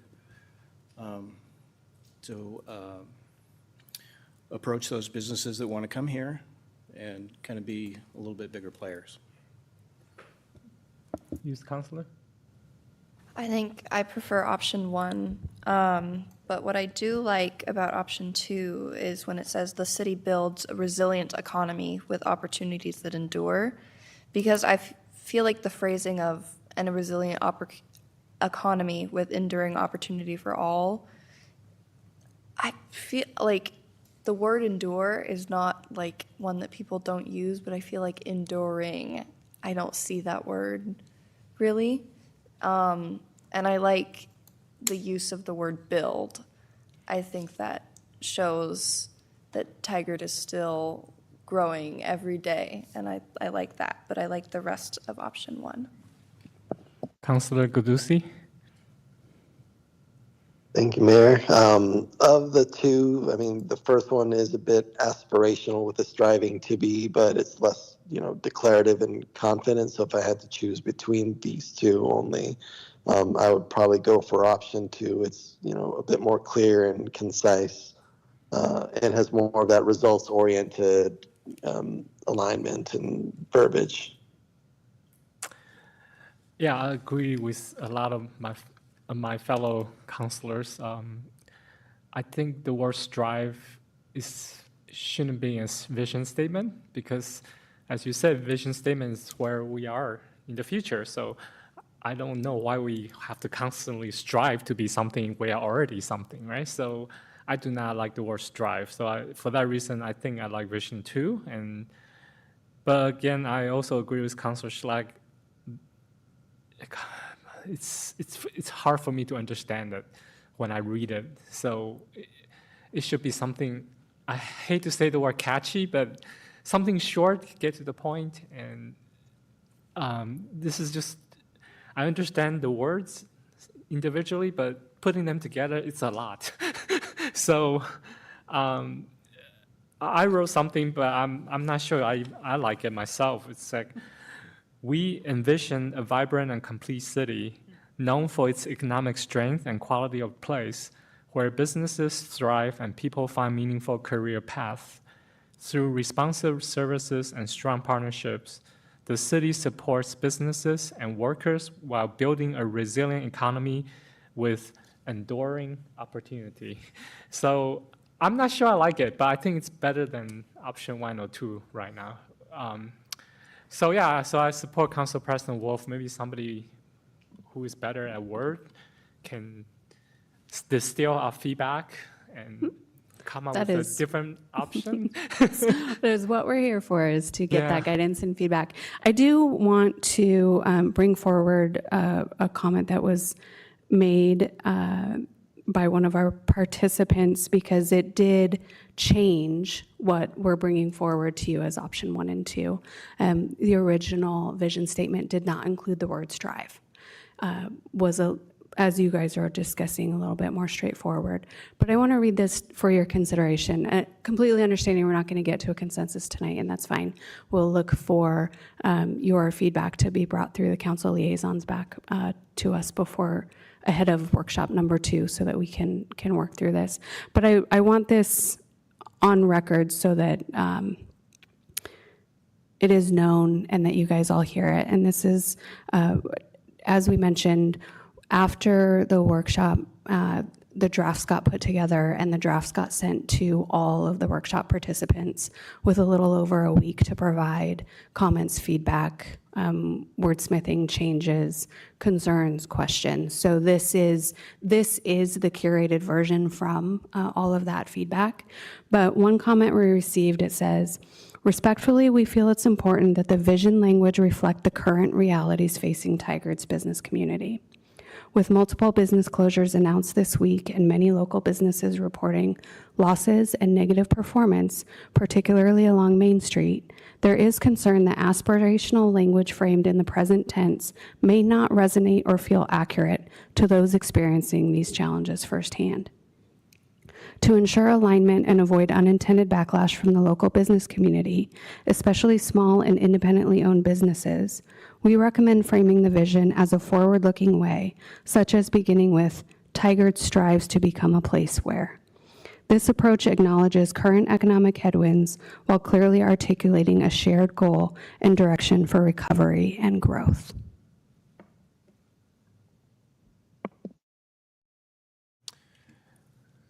I understand, but again,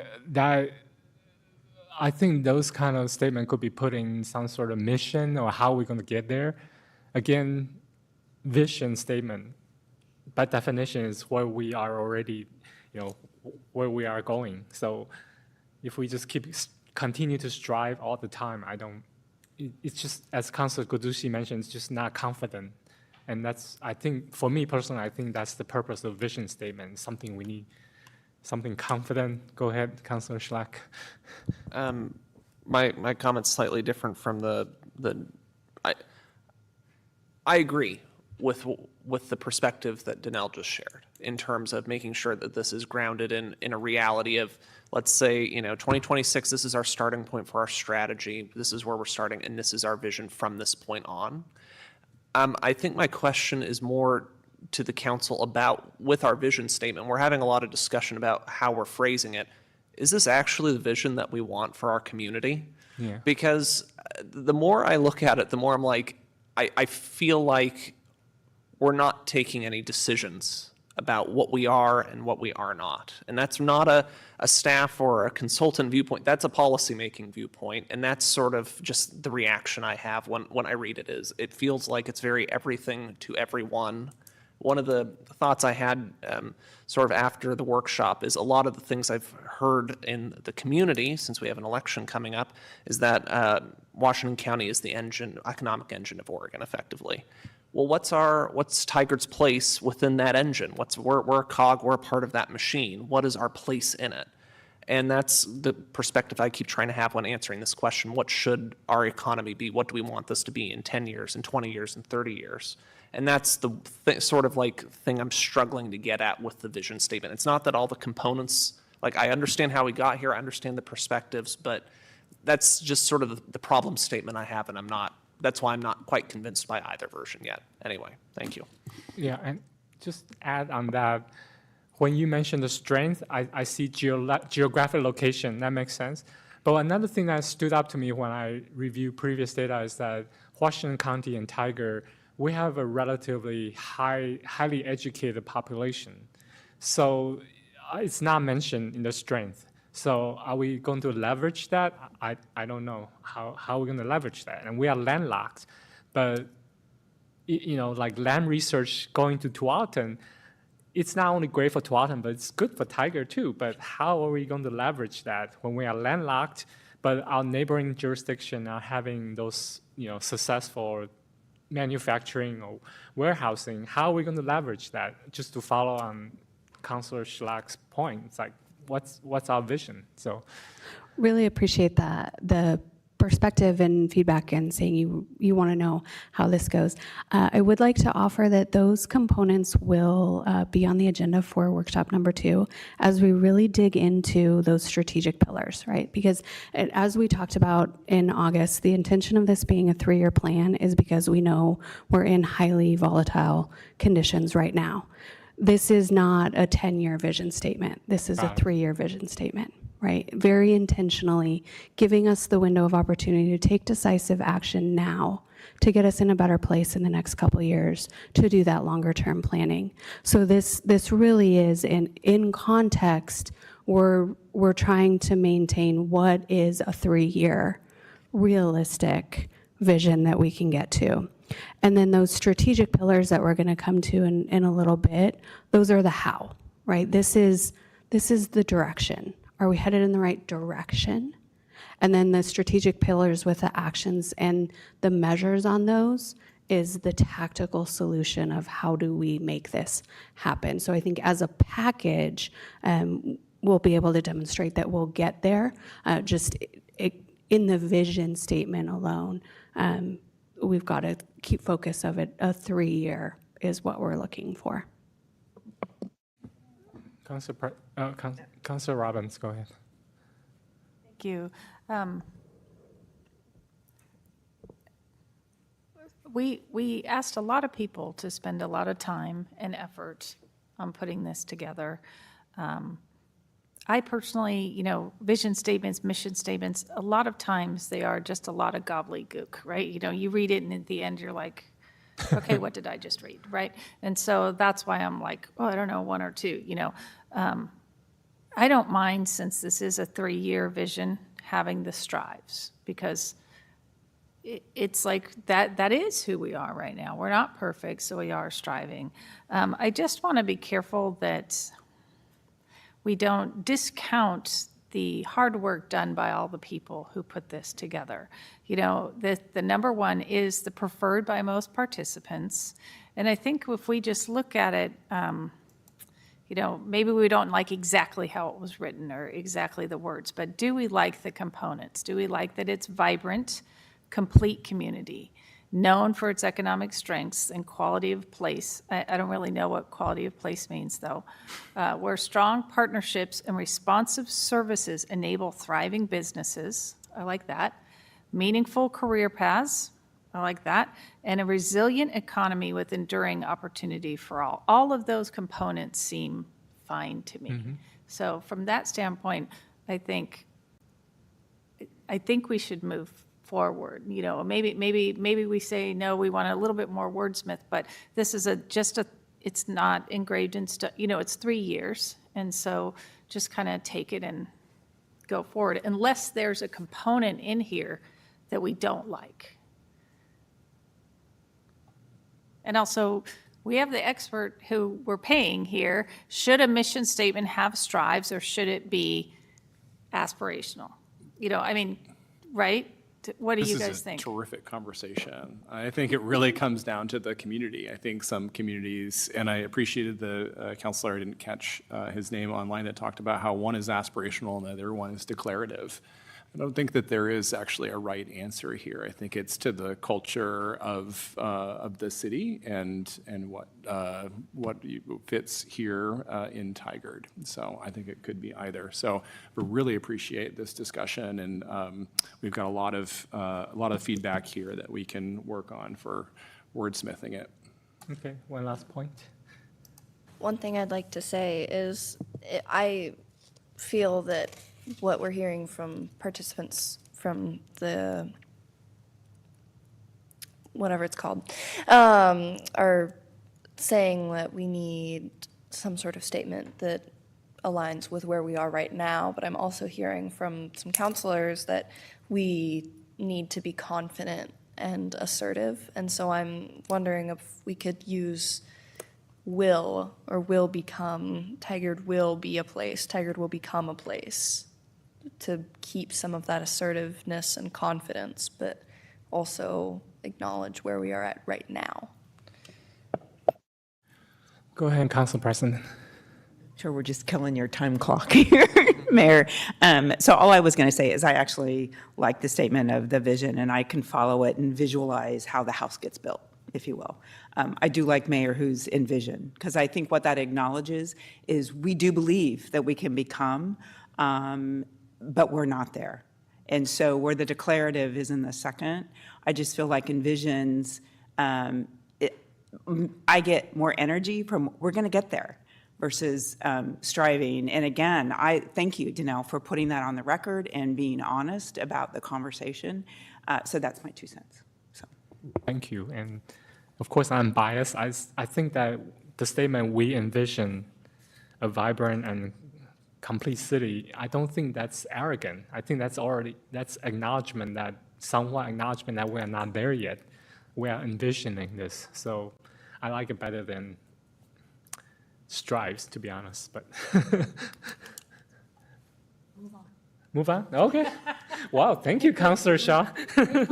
All right, so let's move on to the next point. Yes, let's move on to the mission here. So really wonderful discussion, really appreciate it. So Tigard's economic development mission defines the purpose of this work and the role the city plays in reaching the vision and supporting a healthy local economy. Developed through the city's workshop, the mission reflects why Tigard engages in economic development and the commitments that guide staff in advancing community prosperity. So you can see the mission statement that came out here. I'll read this one as well. The City of Tigard and its partners advance economic and community prosperity by supporting a diverse and resilient business ecosystem, delivering accessible and navigable services, and aligning partners and city efforts to strengthen Tigard's competitiveness and identity as a vibrant place to live, invest, and work. Sounds pretty good. All right. I don't see Councilor Gudusi raising his hand, so sounds good. Okay. Oh, it's an easy one. All right. Move on. That's terrific. Okay, thank you. And now, next slide, please. So the strategic pillars. So Tigard's strategic pillars outline the core areas where the city will focus its energy in advancing a thriving and resilient local economy. Rooted in the insights generated during the workshop, they provide a framework for coordinating action and guide development of specific initiatives and measures in the next phase of the strategy. So as we had talked about earlier in the presentation, the next workshop is going to be focused on those actions and metrics which are embedded in the strategic pillars. So the 4 strategic pillars here are business attraction, support, and growth, which is about helping businesses start and grow while connecting workers to training.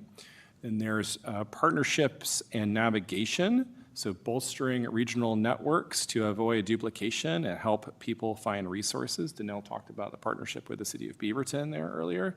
Operations and communication, so strengthening the city's internal systems to deliver superior service. We heard in some of that feedback, if some processes can be streamlined, that would be helpful. And then also development and placemaking, so using infrastructure and placemaking to encourage high-quality commercial areas. Any thoughts from the councilors about this one? Any comments, feedback for any of them? I think number 4,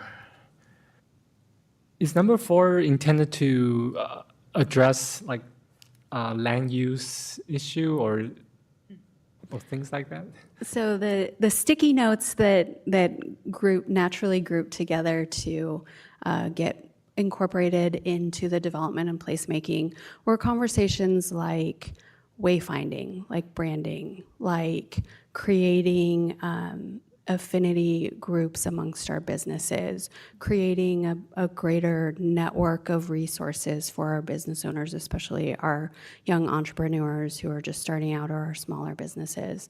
So it looks to touch on and support the ancillary activities that go into creating a hub, a community, a place where Tigard businesses can be here, as well as looking to really put support into our commercial areas by investing in recruitment, by working, putting the time and energy in our work plans to make sure that we can do things like revitalize the office space that is still ahead of our regional recovery, but lagging overall, and encourage investment in additional capacities that enable a more vibrant and engaged workforce, like child care development centers and supporting projects like HOME, which purpose is to open up micro enterprise, small business, neighborhood business. So it looks to create kind of that and all others category of making sure that it's in the strategic plan to support our investment in the time and opportunity to pursue those activities and opportunities. Okay. Well, to me, pillar number 4 just sounds a lot like number 1, but thank you for explaining that. I would recommend just maybe revising pillar 4 to make it clear that it's about physical presence versus service, because number 1 is all about recruitment already, But unless I hear you wrong, but number 4 is about infrastructure, right? So land use. But anyway, so right now the number 1 and number 4 just sounds a lot the same to me, but anyway, we can move on. No, thank you for that feedback. I'm reading them again going, yeah, that's, yes. So we'll be able to go back and look at the raw data and the notes and be able to further differentiate what those were. Because when we did the work, the physical work of moving the sticky notes, there was clear separation in those. And I Okay. think just in some of that wordsmithing, they kind of naturally merged back together more than we might have intended to. So thank you for calling that out, and we can gladly go back and re-articulate that one. Okay. And anybody else? Any comment? Nope. Okay, move on. Oh, actually, Mayor, if I may respond to that as well, I think while the pillars all seem like discrete Right. columns, right? There's obviously relationships between all of them, Yeah. right? So when I look at development and placemaking, and then business attraction, support, and growth, I think about like a program that I worked on in the past where one of the tools that we had in the toolbox was a storefront improvement grant, Right. a physical thing. Mhm. And then we had another program to support professional development for Mhm, a business. And so as an economic developer, we were able to come in and kind of speak to a couple of those things. And so it's helpful to put things in buckets, right? As we are here to say, we're doing some physical work, we're doing some, professional training, capacity building. But there's definitely, you could start drawing those lines across all of those different groups as well. Okay. And the intention going into workshop 2, where we're looking at the activities and metrics, will further clarify what the priorities are within each of these pillars. Okay. And I believe will provide a little bit more of that instant understanding of what each one of them is. Because again, when we did the sticky note workshop, there were 4 very distinct buckets. Yeah, So we'll yeah. make sure that we Yeah, thank you. preserve those. Yeah, I'm just giving you my initial impression, and so. Thank you. Yeah. It's so valuable. Thank you. All right, next. Terrific. Okay, we're on to guiding values here. So the lead-in here is Tigard's economic development work is guided by core values that reflect how staff shows up for businesses, workers, partners, community, and fellow staff. These express the behaviors and commitments that shape their approach in doing this work. So we have 5 up here. And it doesn't say integrity twice. Great, we got that. There was a typo in an earlier one. Thank you for catching that, whoever did. So customer service up there in the top left, this is about reliable support and consistent follow-through, collaborative partnership there in the center. This is about working constructively with regional partners. Integrity, this is acting with honesty and accountability. Creative initiative, using data-informed guidance and curiosity. And then we have equitable practice, so removing barriers to ensure accessible pathways for all. Any thoughts, counselors, about the guiding values? Well, I was struggling to find the word responsive or something similar to that. So maybe accountability counts as responsive. I was thinking instead of respectful, we can say clear, responsive, and reliable. But it's just my Which one are we initial- talking about? Sorry. There's a lot of words up there. Well, I'm finding the them, word okay. responsive in any or all of them, but I couldn't find a word responsive. So maybe for the first pillar or the first guiding value, we can say we provide clear, responsive, and reliable support. I don't know. It's just my initial thought too, but I thought we need to say something that we are responsive to your need, right? So, but maybe accountability in number 3 cover responsive. So it's just my initial thought.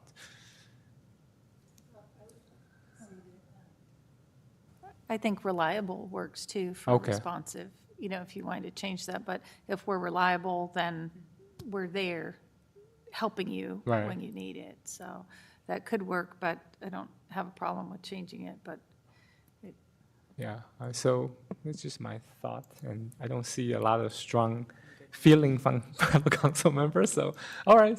So that, and one more thing is just, I'm sure you'll flush out a little bit more later, but I just don't know what equitable practice mean. But we can, I'm sure you'll flush it out a little bit more later.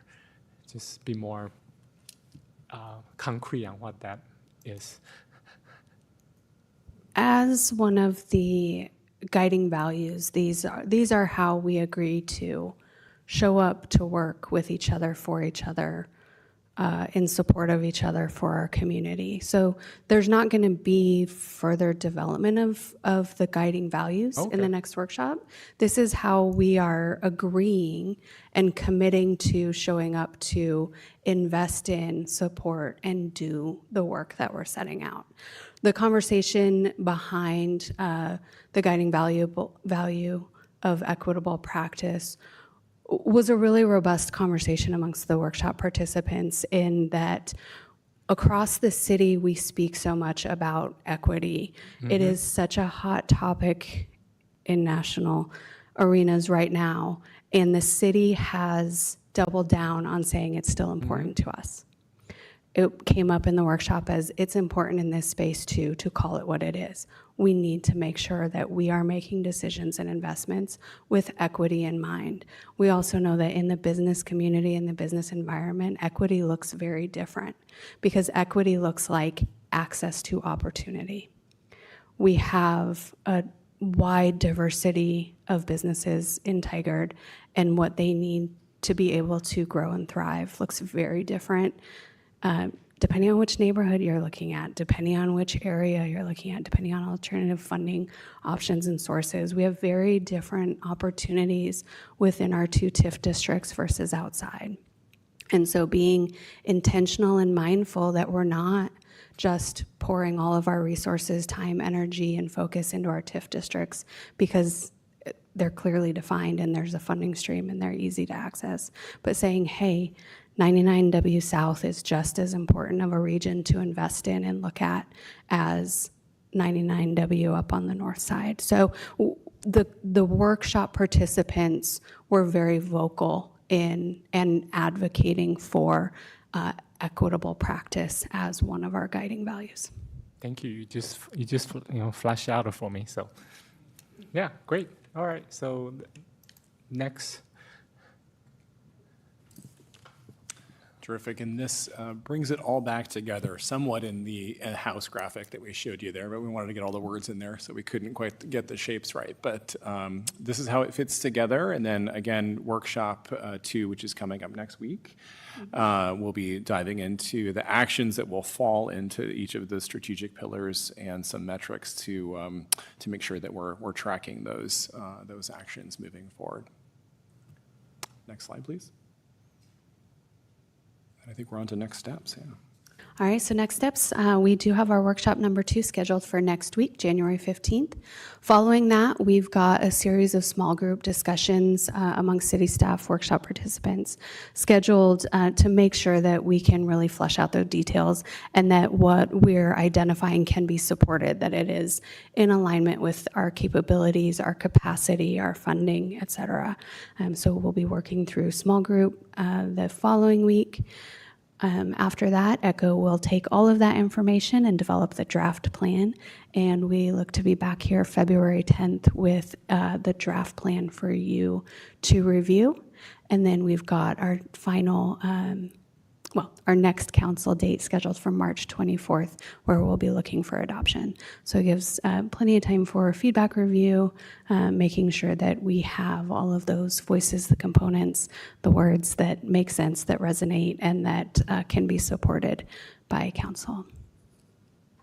All right, thank you so much for your hard work and all the community members and Councilor Shaw and Schlack on the as council liaison, and I think there are some couple more questions or comments. Go ahead. Thank you, Mayor. I'll go quickly. Danelle, the comment that you made, the feedback, is really sticking with me. And I guess my request, first of all, thank you. Amazing work. It all comes together in this amazing package, and I know how much hard work that is. So thanks to Councilor Shaw and to Councilor Slack and the whole committee for the thought and time that went into it. I guess what I am eager to see and look forward to is within the actions and the measures, how do we really put energy towards those comments? Yeah. So what are those steps that we're investing resource and time and energy in to do a course correction? Because that's where I feel like we get a kick of how we hear you, and this is how we're lining up our actions to support that change. That then envisions the city that we want to be, expect to be. So that's my plug. Thank you. That's great. Councilor Shaw? Thank you. I'll make mine quick as well. I'm wondering if we just should continue to highlight that's a 3-year, so maybe economic development 3-year strategic plan, just so people don't think, gosh, they're falling short. We're looking 10, 15 years, and what is this? So let's just. It's a good idea too. Just make it clear. It's 3-year plans. Anything else? All right. Thank you again for all the hard work you're doing. So we look forward to the next update. So Thank you so much. Thanks for your time tonight and participation throughout the process and continued support. Council President, I too am looking forward to those strategic pillars as that's my team's work plan. Thank you so much. Thank you. Thank you, councilors. And there being no additional items, this meeting's adjourned. Good night, Tiger.